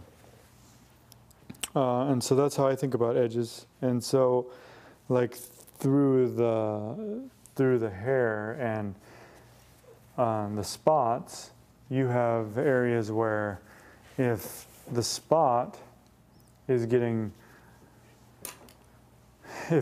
so if this is a spot and my hand is the hairs, so you have a spot that's, and you have white hairs over top. So from a distance, that interaction of the optical interaction it's creating a soft edge because it's too fine. If we go in with a microscope, you would see it like my hands. But if I'm looking from 10 feet away, it's hard to decipher exactly what's going on. So in order to make the same atmosphere occur in my painting, then I need to have a soft edge. And if you go through and if you draw out all those little spots and create a hard edge, it's going to give a different effect than what you're seeing in nature. It'll look like the spots are painted on.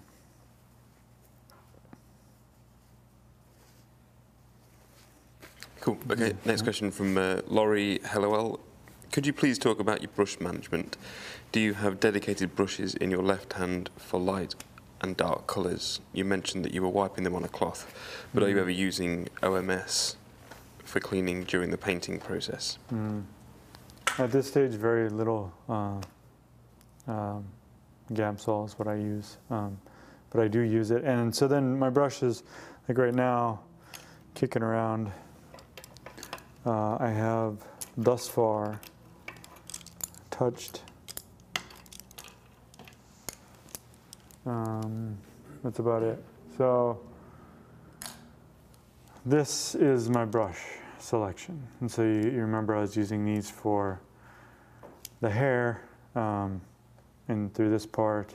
Same with this one, because they have the splay at the end and it resembles hair. Then this is just a demonstration just now, but this is a sable. Basically, so separation of light and dark. In my flower painting, I'm a lot more particular about that, especially at the beginning when you're slopping paint up and you want to stay organized. But at this point, I could paint a good half hour with one brush. The only thing that in my mind, as I'm going from dark to light, so I have dark paint in there, that dark paint has to come off somehow. Either I have to mix a ratio of lighter paint, and so then now my brush is full of white paint, and so I don't keep the brushes separate so much at the end because I'm traveling back and forth in the spectrum. But if I need a different effect, I'll grab a different brush if I'm going to paint a different spot. So it really, at this stage, it's more about what effect am I looking for up here. If I take off the paint that's in the brush and I want to scumble the bricks or drag on some color in the bricks, then that's more what I'm interested in, as opposed to just saying like this is a light brush and that's a dark brush. Is that it? Yeah. Mm-hmm.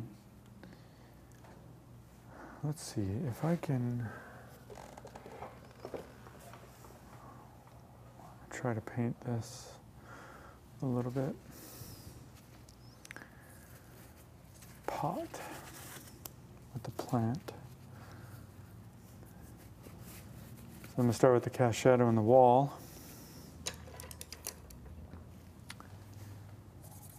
Go in, mix up some of this wall color. There's the brick and the plaster, cement in between.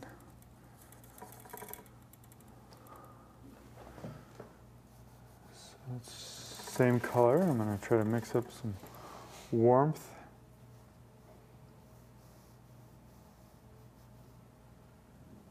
Drag it on. I want to go all behind the plant. So I'm going to paint the background. Now this is like a miniature flower painting insights video here. I'm painting the background first, setting that up, thinking about everything that is going to affect the, so let's see. Start here.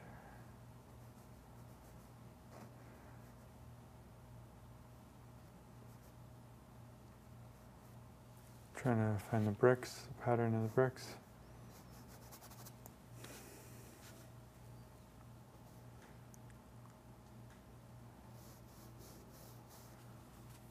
Oh, if I could get over here, that would be great. Don't know if it's going to happen.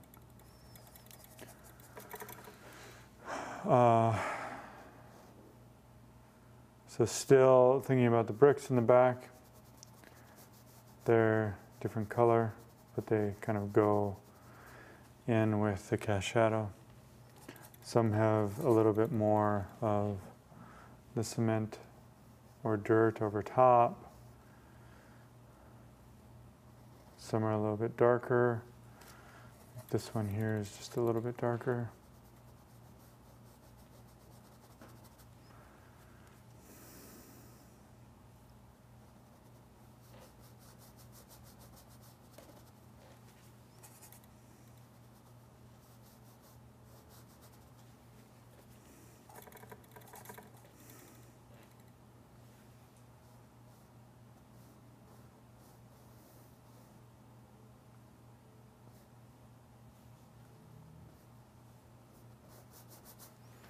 What I would normally do is try to grab, I would get one brick figured out. Saw it in the first one when I was starting to go through this. I would get one brick figured out and then I would just double it all over the place. But that's like the spots again. It's kind of like details haunt me.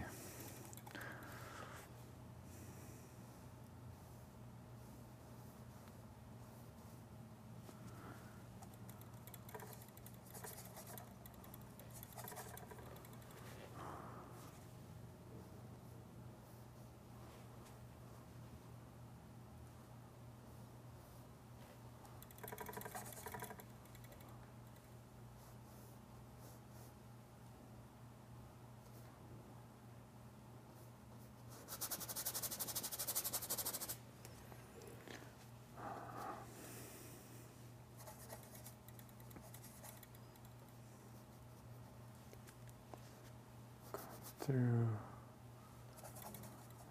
dark brick up here.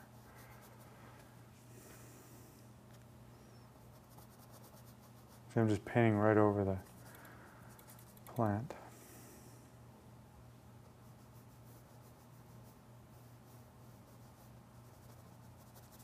I vary my brush stroke. There's some bounce light into here.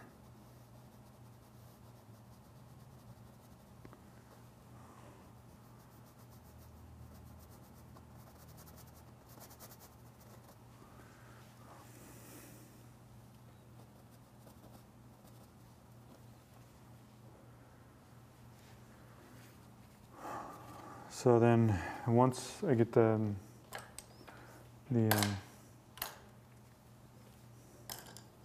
background color figured out and some of the paint on the background,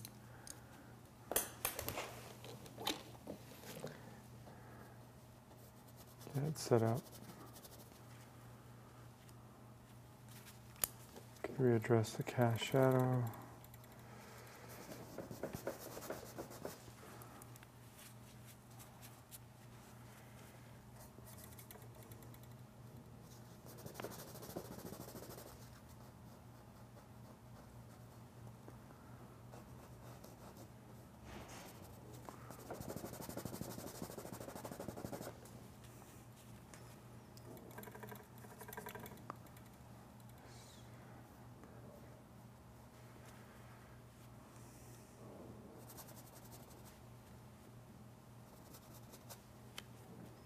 This white line comes through here.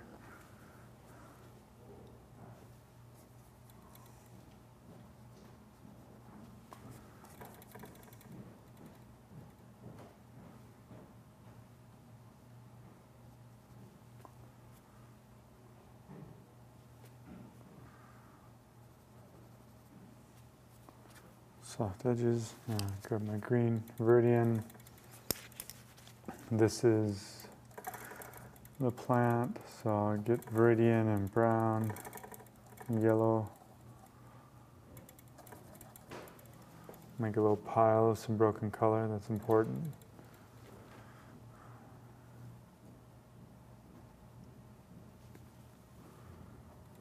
So areas where it's getting more light, I can tip up into the light green. It's so dark in there, it's really not gonna. I'm not seeing that much, but there's a leaf here. Comes in front.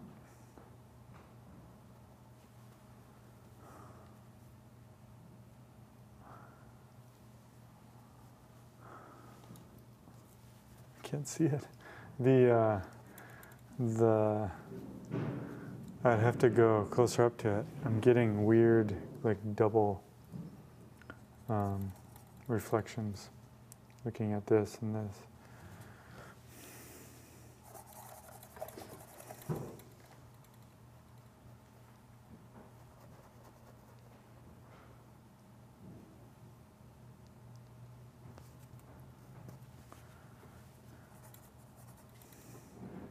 It goes back to the idea that if I were jumping around on this thing, I'd be right up on it.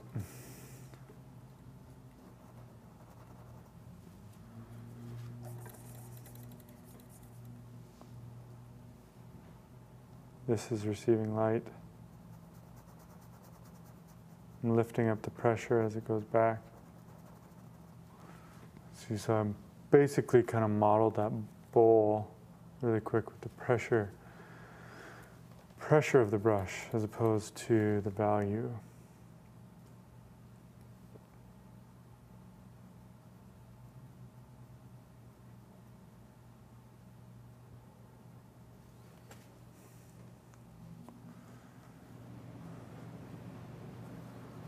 The top of the brick, the cool cement color is just getting a little bit of light up there.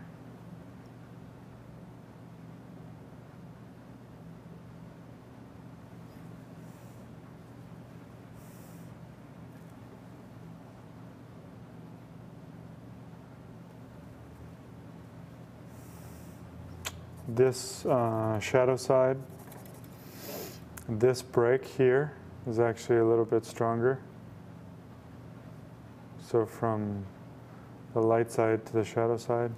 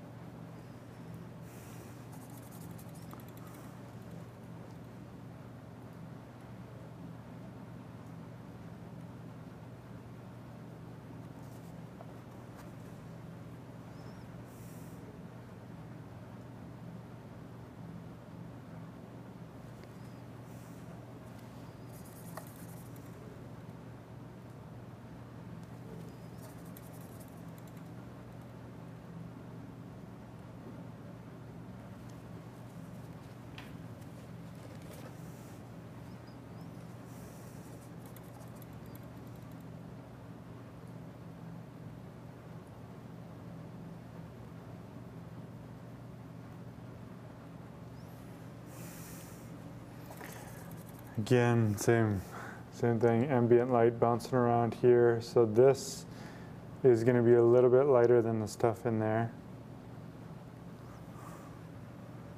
It's all part of when I'm looking up here and I'm painting these details and I'm thinking finish, then it's in my mind to scan around everything and do the finishing kind of touches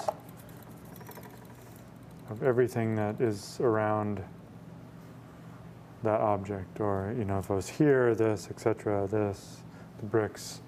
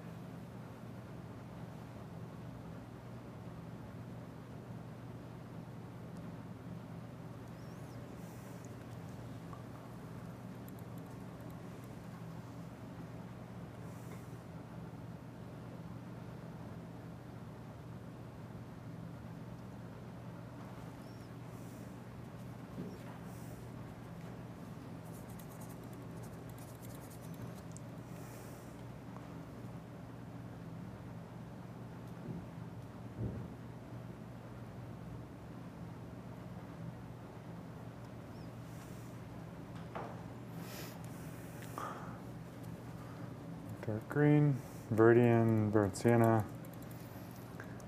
Make the stem pretty apparent here.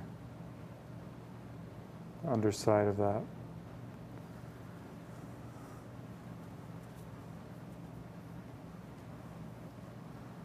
Looks like there's something here.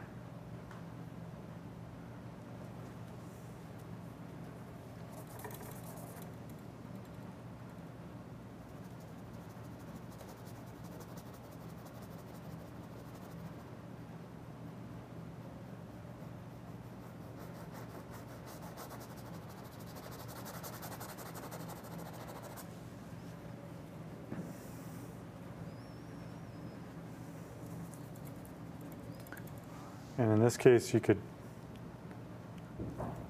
go through as long as you want again. Each one of these things is like an example of, I probably would stop at this stage, but if you want to paint every brick, and that's what you're interested in, you should do it.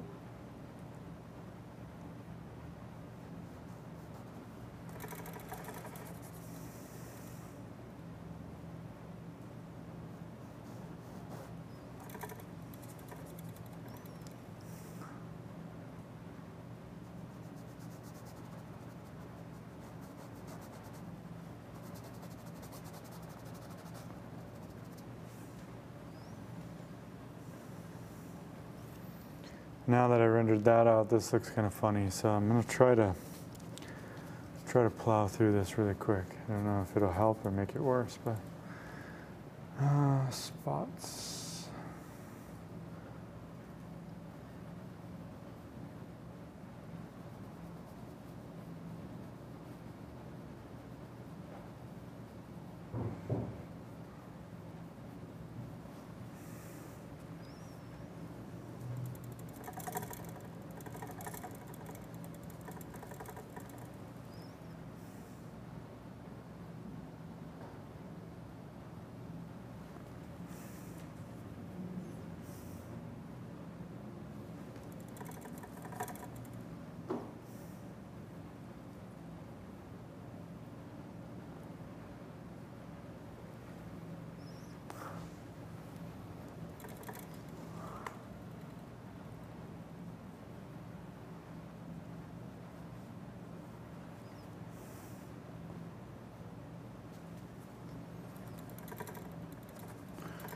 Brick behind it.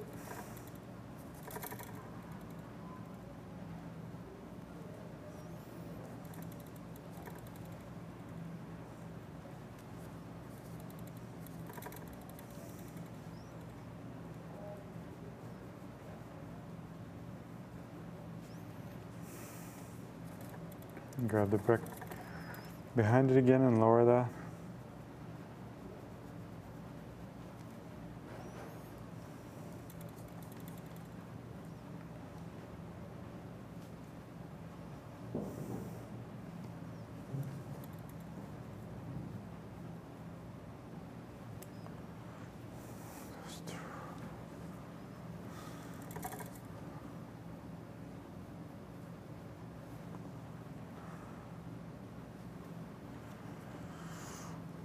It's not bad.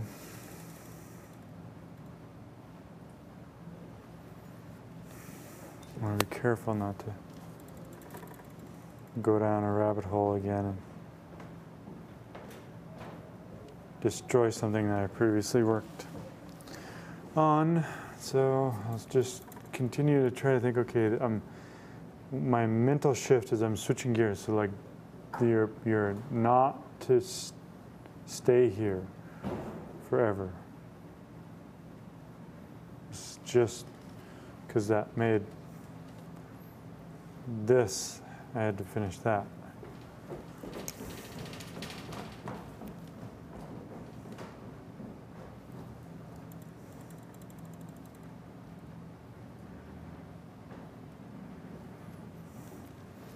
All right, I'm going to try to lower this.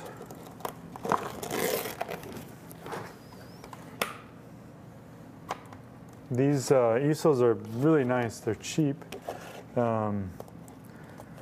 They're basically, it's a straight, it's just these one, you can get them from Utrecht. It's just one pole, and it has the pole adjustment. They're $99. I recommend them though, because on a big canvas like this, I can go up and down. I don't need the fancy, $2,000 easel or whatever it is. But you do want to be able to adjust quickly with one hand, it going up and down. So I'll just move this over.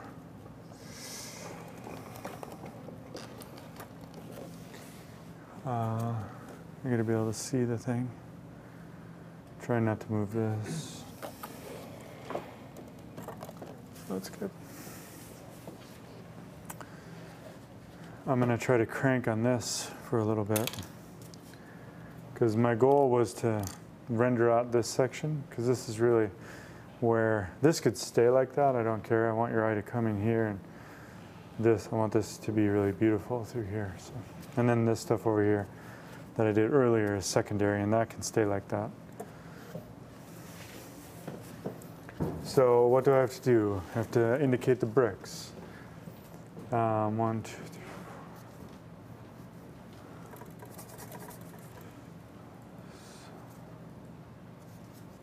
4. Goes through.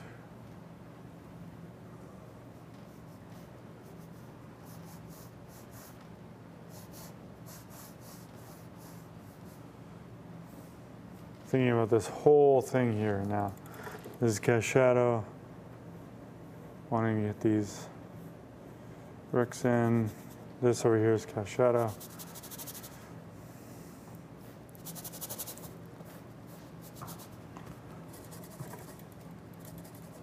This area.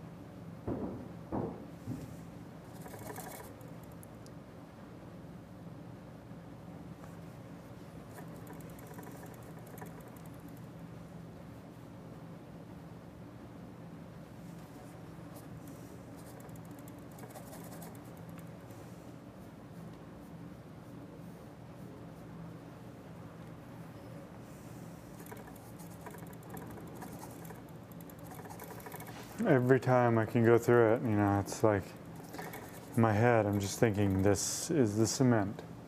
Cement, cement, cement. That was a mixture. Okay, brick, brick. Does it have to go lighter, darker? Is it getting hit with light? What is going on? Drag it over the top. I want it to feel like a brick. I don't want to just put paint up there. So like, be careful, in other words. Here, you have this line of bricks. And through here.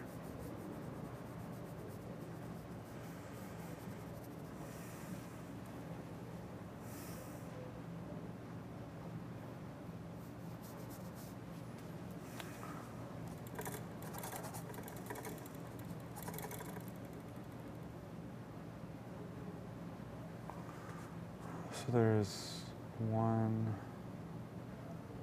2,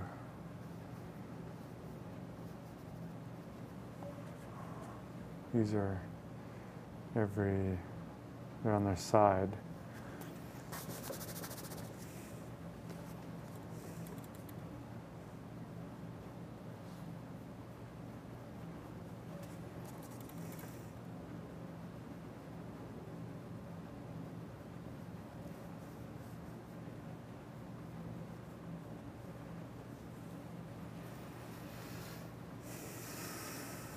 Bricks right above that.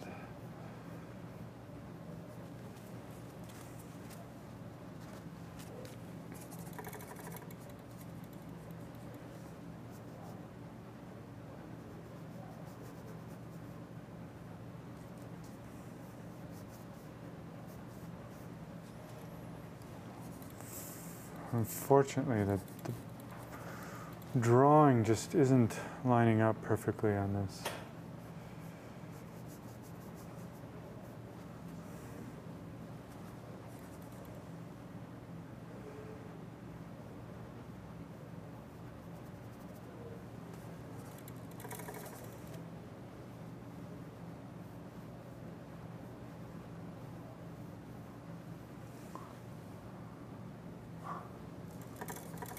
This goes there. This goes here. This goes.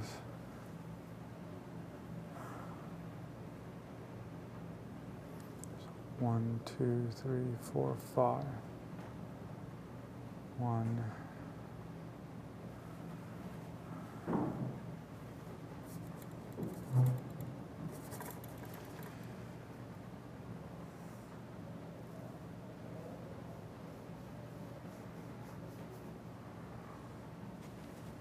We just gotta get it. Figure it out.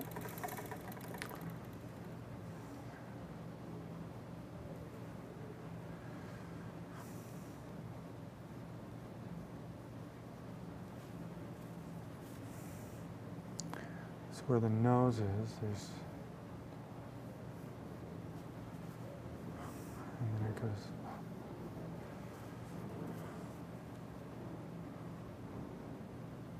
1, 2, 3.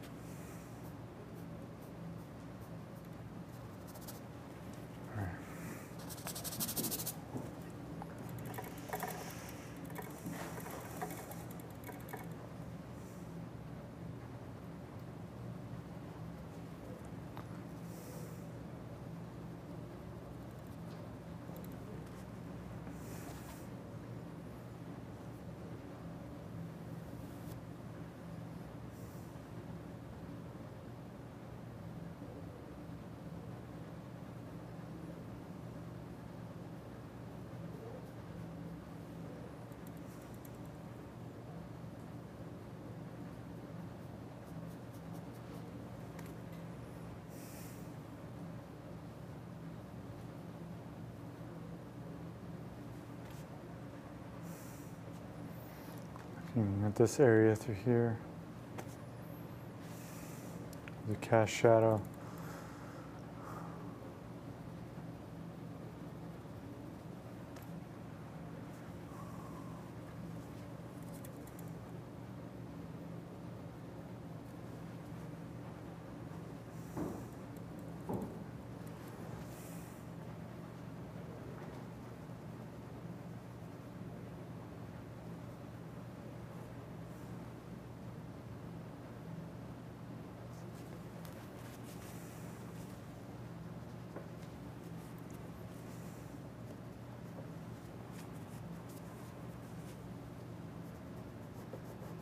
It's just a little bit too harsh. I want to pull it back.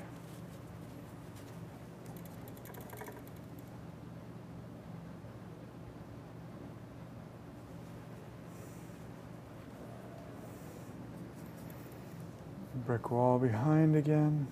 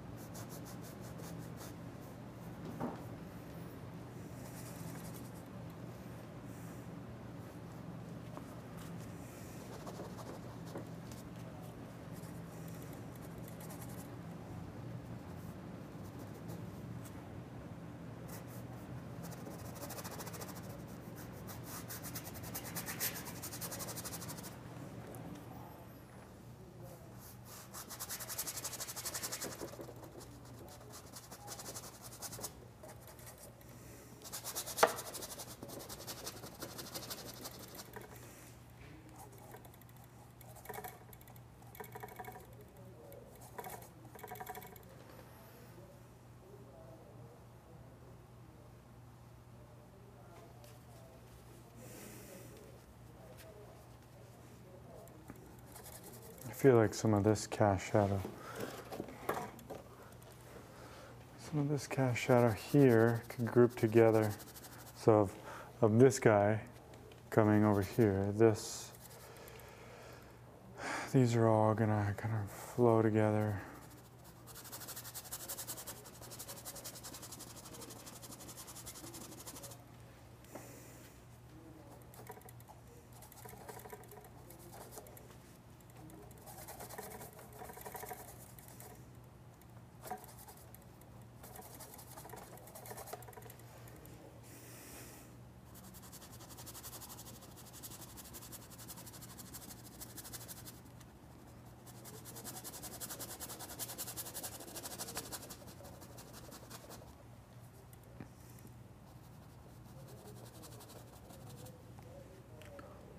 This one's going to be a little bit darker because it's obviously closer to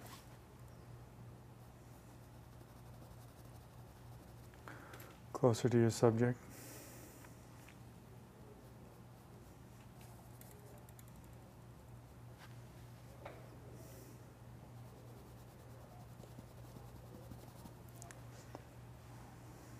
And then I would just keep dealing with the shadows. The bricks, as I've been doing, if I were to continue on with it.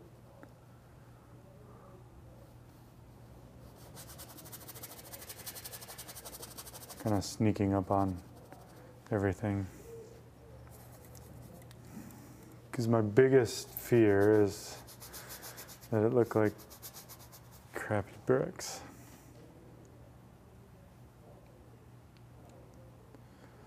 Because that could be a disaster. I'm trying to really sneak up on it.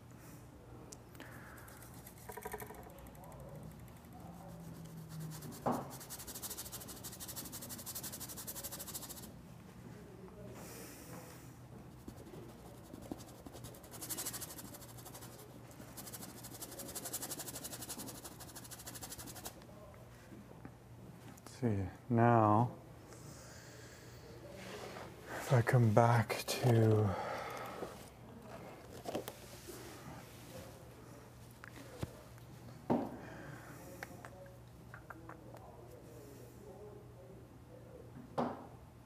much time is left for the whole thing? It's just coming up to 3, so just over half an hour. Yeah.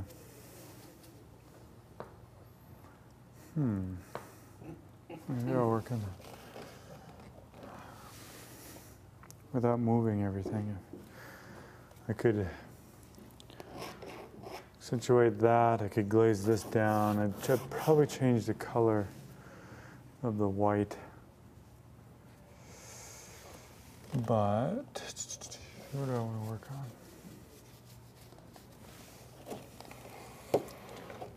I have the setup there. I think I could probably get by with changing a little bit of this and working on some of these foreground elements compared to the background.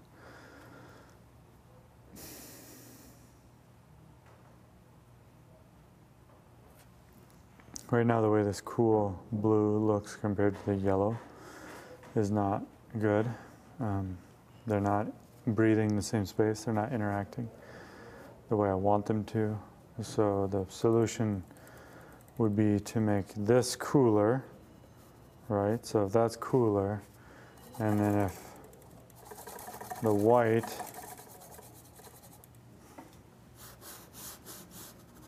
can be treated with a little bit more warmth.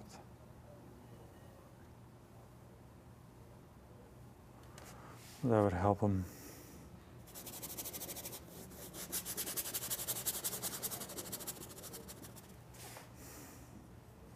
Start to exist in the same.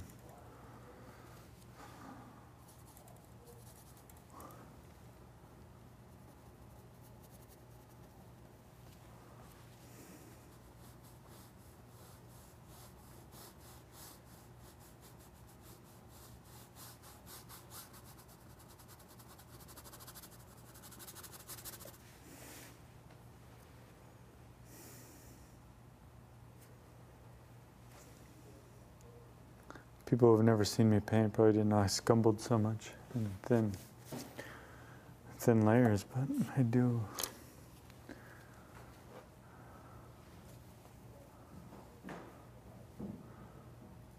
Let's see, the treatment of this hair, you see it? I've been kind of after that since the beginning, so.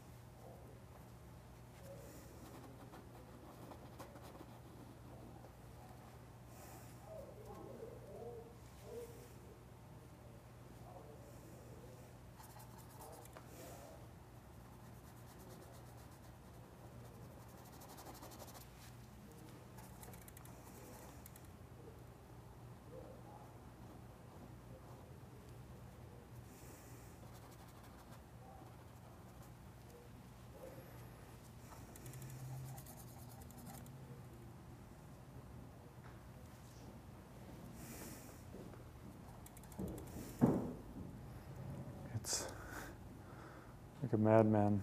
I see something I want to paint, and there's always things around it that have to be painted first. So it's just the way it is.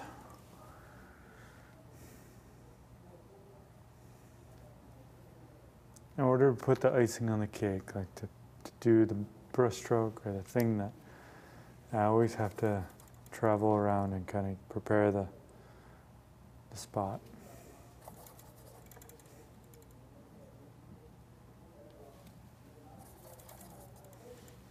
It's the same, and when I say always, I think a lot of flower painting. So I'll fiddle and work around a certain area if I have something I want to do. And once it's set up, then I'll go in for the stroke that I feel like.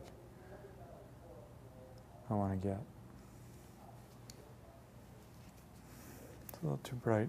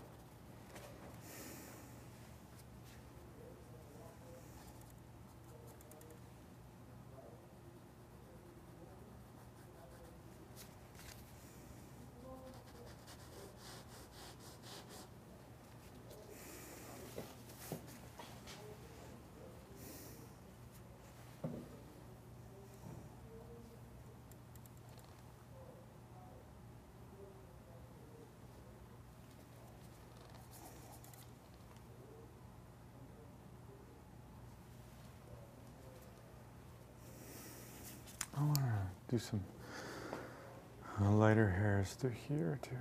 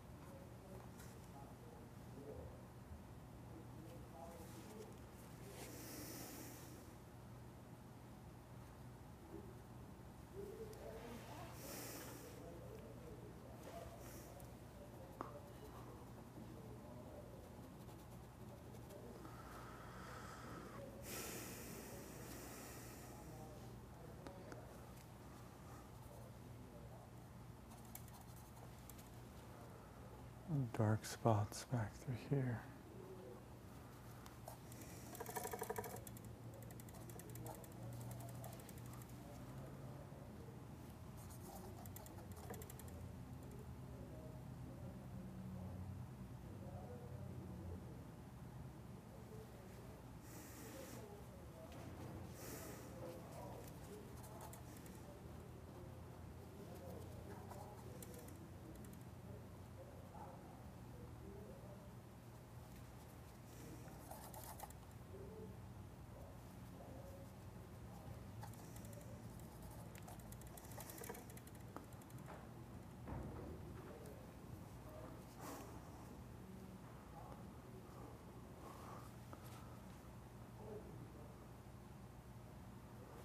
This distance is still bothering me. Drawing stuff coming through here. Okay, come up. The perspective of that is.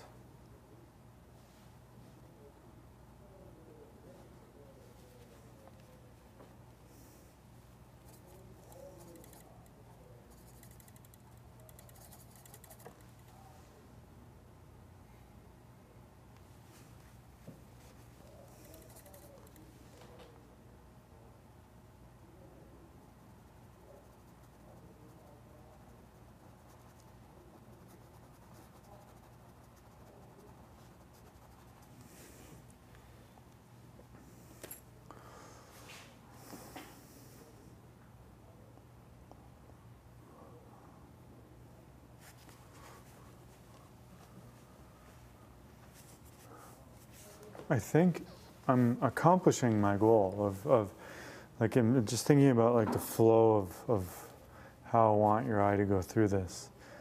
And I'm pretty happy as I scan my eye around, as far as kind of primary and secondary things. It's this big vertical here, you know, at the head, and again, the idea of the artist's studio, some remnants. But really this highlight and this fold of the rug, and just the particular kind of angle of this, or you know, as these things, the light here, it's all, it happens and it kind of just fades off. Now that I've changed that, I would have to come in here and change this stuff too, but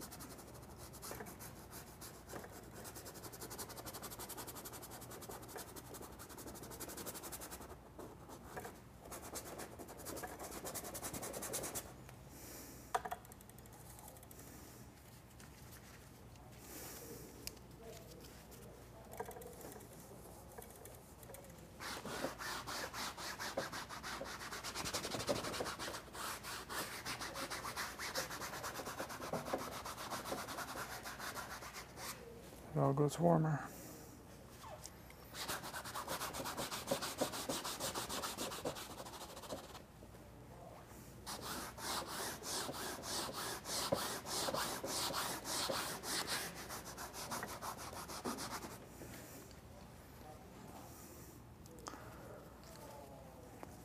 Maybe I could, to get like this angle to be a little bit stronger, to kind of match up, maybe I could darken down the cast shadows.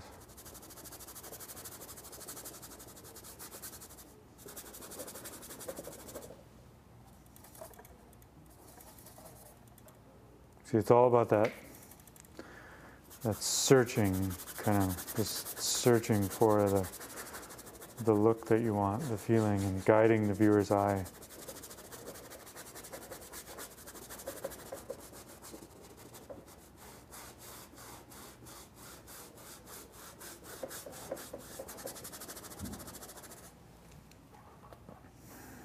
Go around through there.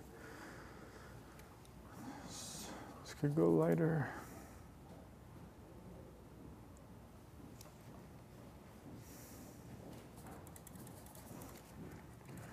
Shadow darker. These are all just decisions based off of what I want the painting to do. It's not actually up there.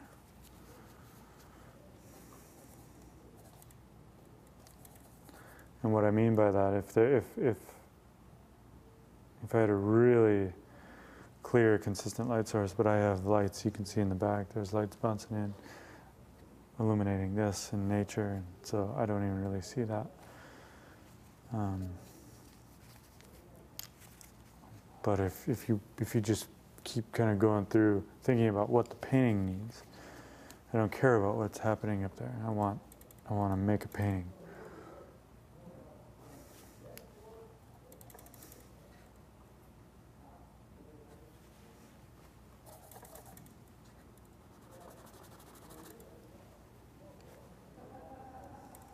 In this spot here, like the interaction of that warmth with this stuff, it's not there, but it just adds some interest. You got a artistic license for a reason, so you can use it.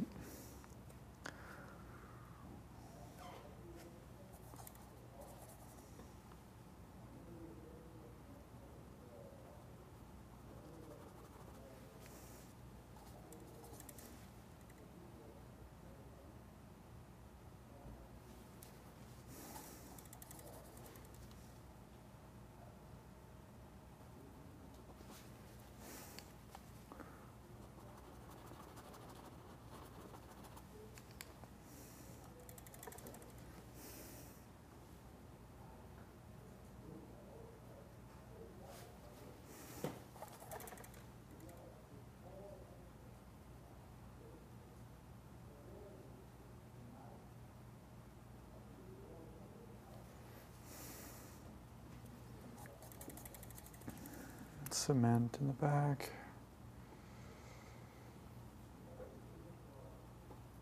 It's in shadow. It's gonna be colder, but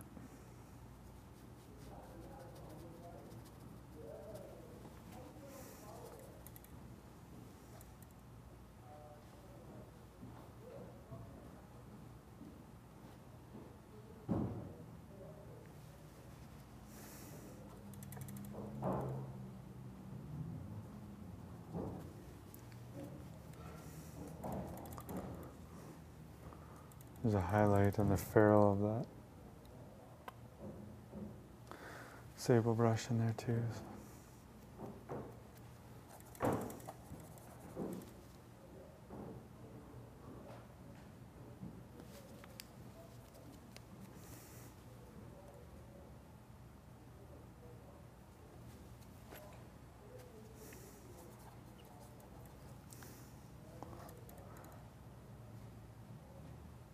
I'd like to try to, if there are questions, I'd like to try to squeeze in one more. I can finish up here and then I'll just try to spend the rest of it talking. Yeah. Is there one or two? There's a couple here. Okay, all right, so how much time do we have? About 20 minutes. Just 22. That might be a little bit long. Should we give it a shot? Yeah. Okay. One from Sasha. Cool. Sasha Nola. Thanks so much for demonstrating your techniques, Michael. Great painting. If you scumble the surface and leave to dry, and then come back to the painting later, do you retouch or oil out the whole canvas, even when adjusting one area, to avoid any patches, or would you glaze to complement your adjustments? Yeah. So typically on the first couple of days, I won't do anything, and I'll implement the kind of oiling out and painting into the surface, so I accomplish both things. So at the beginning, I let the paint set up and start to dry. So first, second day, third day, like you saw on like the second day, I would glaze this area and then I would paint back into it. That's my way of oiling out something and then painting back into it. So rather than just taking pure oil and putting it on the surface, I'll try to take a color and go over the top, or something. I don't know, I try to incorporate a little bit of paint so that it advances the painting, but two, it also has some pigment then in the oil, so it's not just oil. Because if you put oil up, it's kind of, I feel like you're taking that one layer that you could have put up and done something with, and you're using just pure oil, which I don't recommend. Then as you go and you're progressing with the painting, then towards the, like, through, I guess, 3/4 of the way in, so on this, now on the fourth day, I spent 4 sessions, 4.5 on this painting. I wanted to see how close I was getting, so I took retouch varnish and I went over the whole thing. Then I start tweaking stuff really, really subtly, and it's all about the finish then. So oftentimes it'll even be like in the photographing stage, I'll retouch it, I'll work on it a little bit, I'll photograph it if I don't like something, meaning like the final photo of the painting. I'll tweak it again, and I'll have the camera and the painting kind of going simultaneously, trying to get the finish, trying to get the thing that I want. Sometimes when I take a picture, I notice something that I don't like, and I would go in, let's say something like this mark here. If I were photographing this, I would maybe show up on my computer and I'd be like, oh shoot, this I don't like. And then I would go in and, remix something, quickly go over it, find the spots, I would go over it, and then I would take another photo. And so at the very end, as I'm just kind of putting that final cap or that final glaze, then I'm incorporating quite a bit of everything. I'm putting oil, I'm putting anything that I think needs to create the effect that I'm looking for.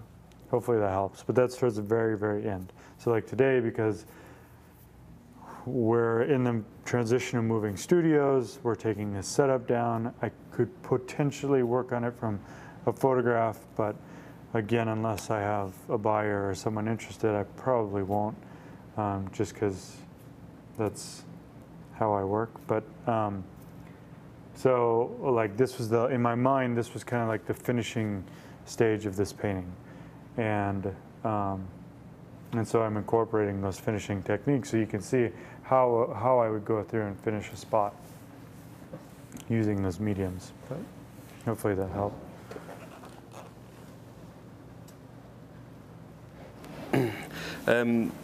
Next one from Ellen Buzzoli, who's basically asking about focal points in the paintings. And she said she's always been taught to look for a focal point when she's painting. Could you discuss if you've done that with this painting and where it is?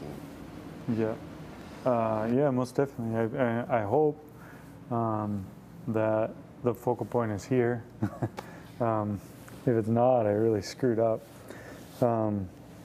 So here, so going back to the beginning again, this is an idea of an artist studio, kind of the romanticism of an artist studio.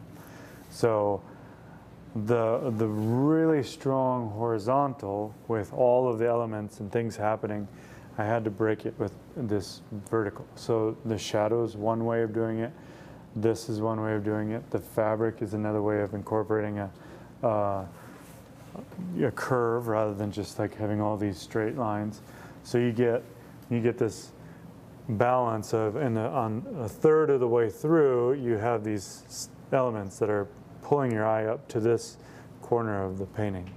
And then as you read through the painting, you're pulled over, hopefully, on this movement of some of the stuff happening through here. So a little twinkle of a highlight. The color green doesn't exist anywhere else, so it pulls your eye over there. Then you hit the skull and the palate. But so these are just supporting elements of really this. This is first, this is second, but this leads your eye over to this kind of meat here. So main idea, these are leading elements to your secondary component, and this then has some brushwork and whatnot. So being that the bricks are not part of like really why I'm painting this, I just suppress the bricks back, and a way to potentially add to get your eye to come back around through is maybe I could finish up some of the molding, and some of the shadow here would then pull you back into the picture. But focal point would be highest point of contrast, black, white. And this is all, you have kind of a mini example of that happening over here to bring you over there. But edges and contrast are usually how you get the eye going around the painting. Anything else? That's it? Yeah. How are we doing? Okay, great. So just to wrap it up, I just basically want to thank everyone for joining me. This was a test for a month-long class. We're seeing how you guys enjoyed it. Please send us your feedback. What we've done thus far is we've offered short classes where you can jump in. Lewis did a drop-in session of Alla Prima portrait. Alex has done, I've done, these workshops, which are 3 consecutive days. And so this was the first attempt at doing something that was kind of spread out over the month. And we want to know kind of what you guys think and what you want, essentially. I recommend that you check out the other classes. Because each thing offers a different kind of technique. I don't know if I could have done this amount of work in 3 days. It would have had a different quality to it. So being that it was a month long, the paint just dried so thoroughly every time. I could beat this up. I can scumble like crazy, and nothing was happening, nothing was lifting up, or so there's an advantage to that, to be able to work in that way.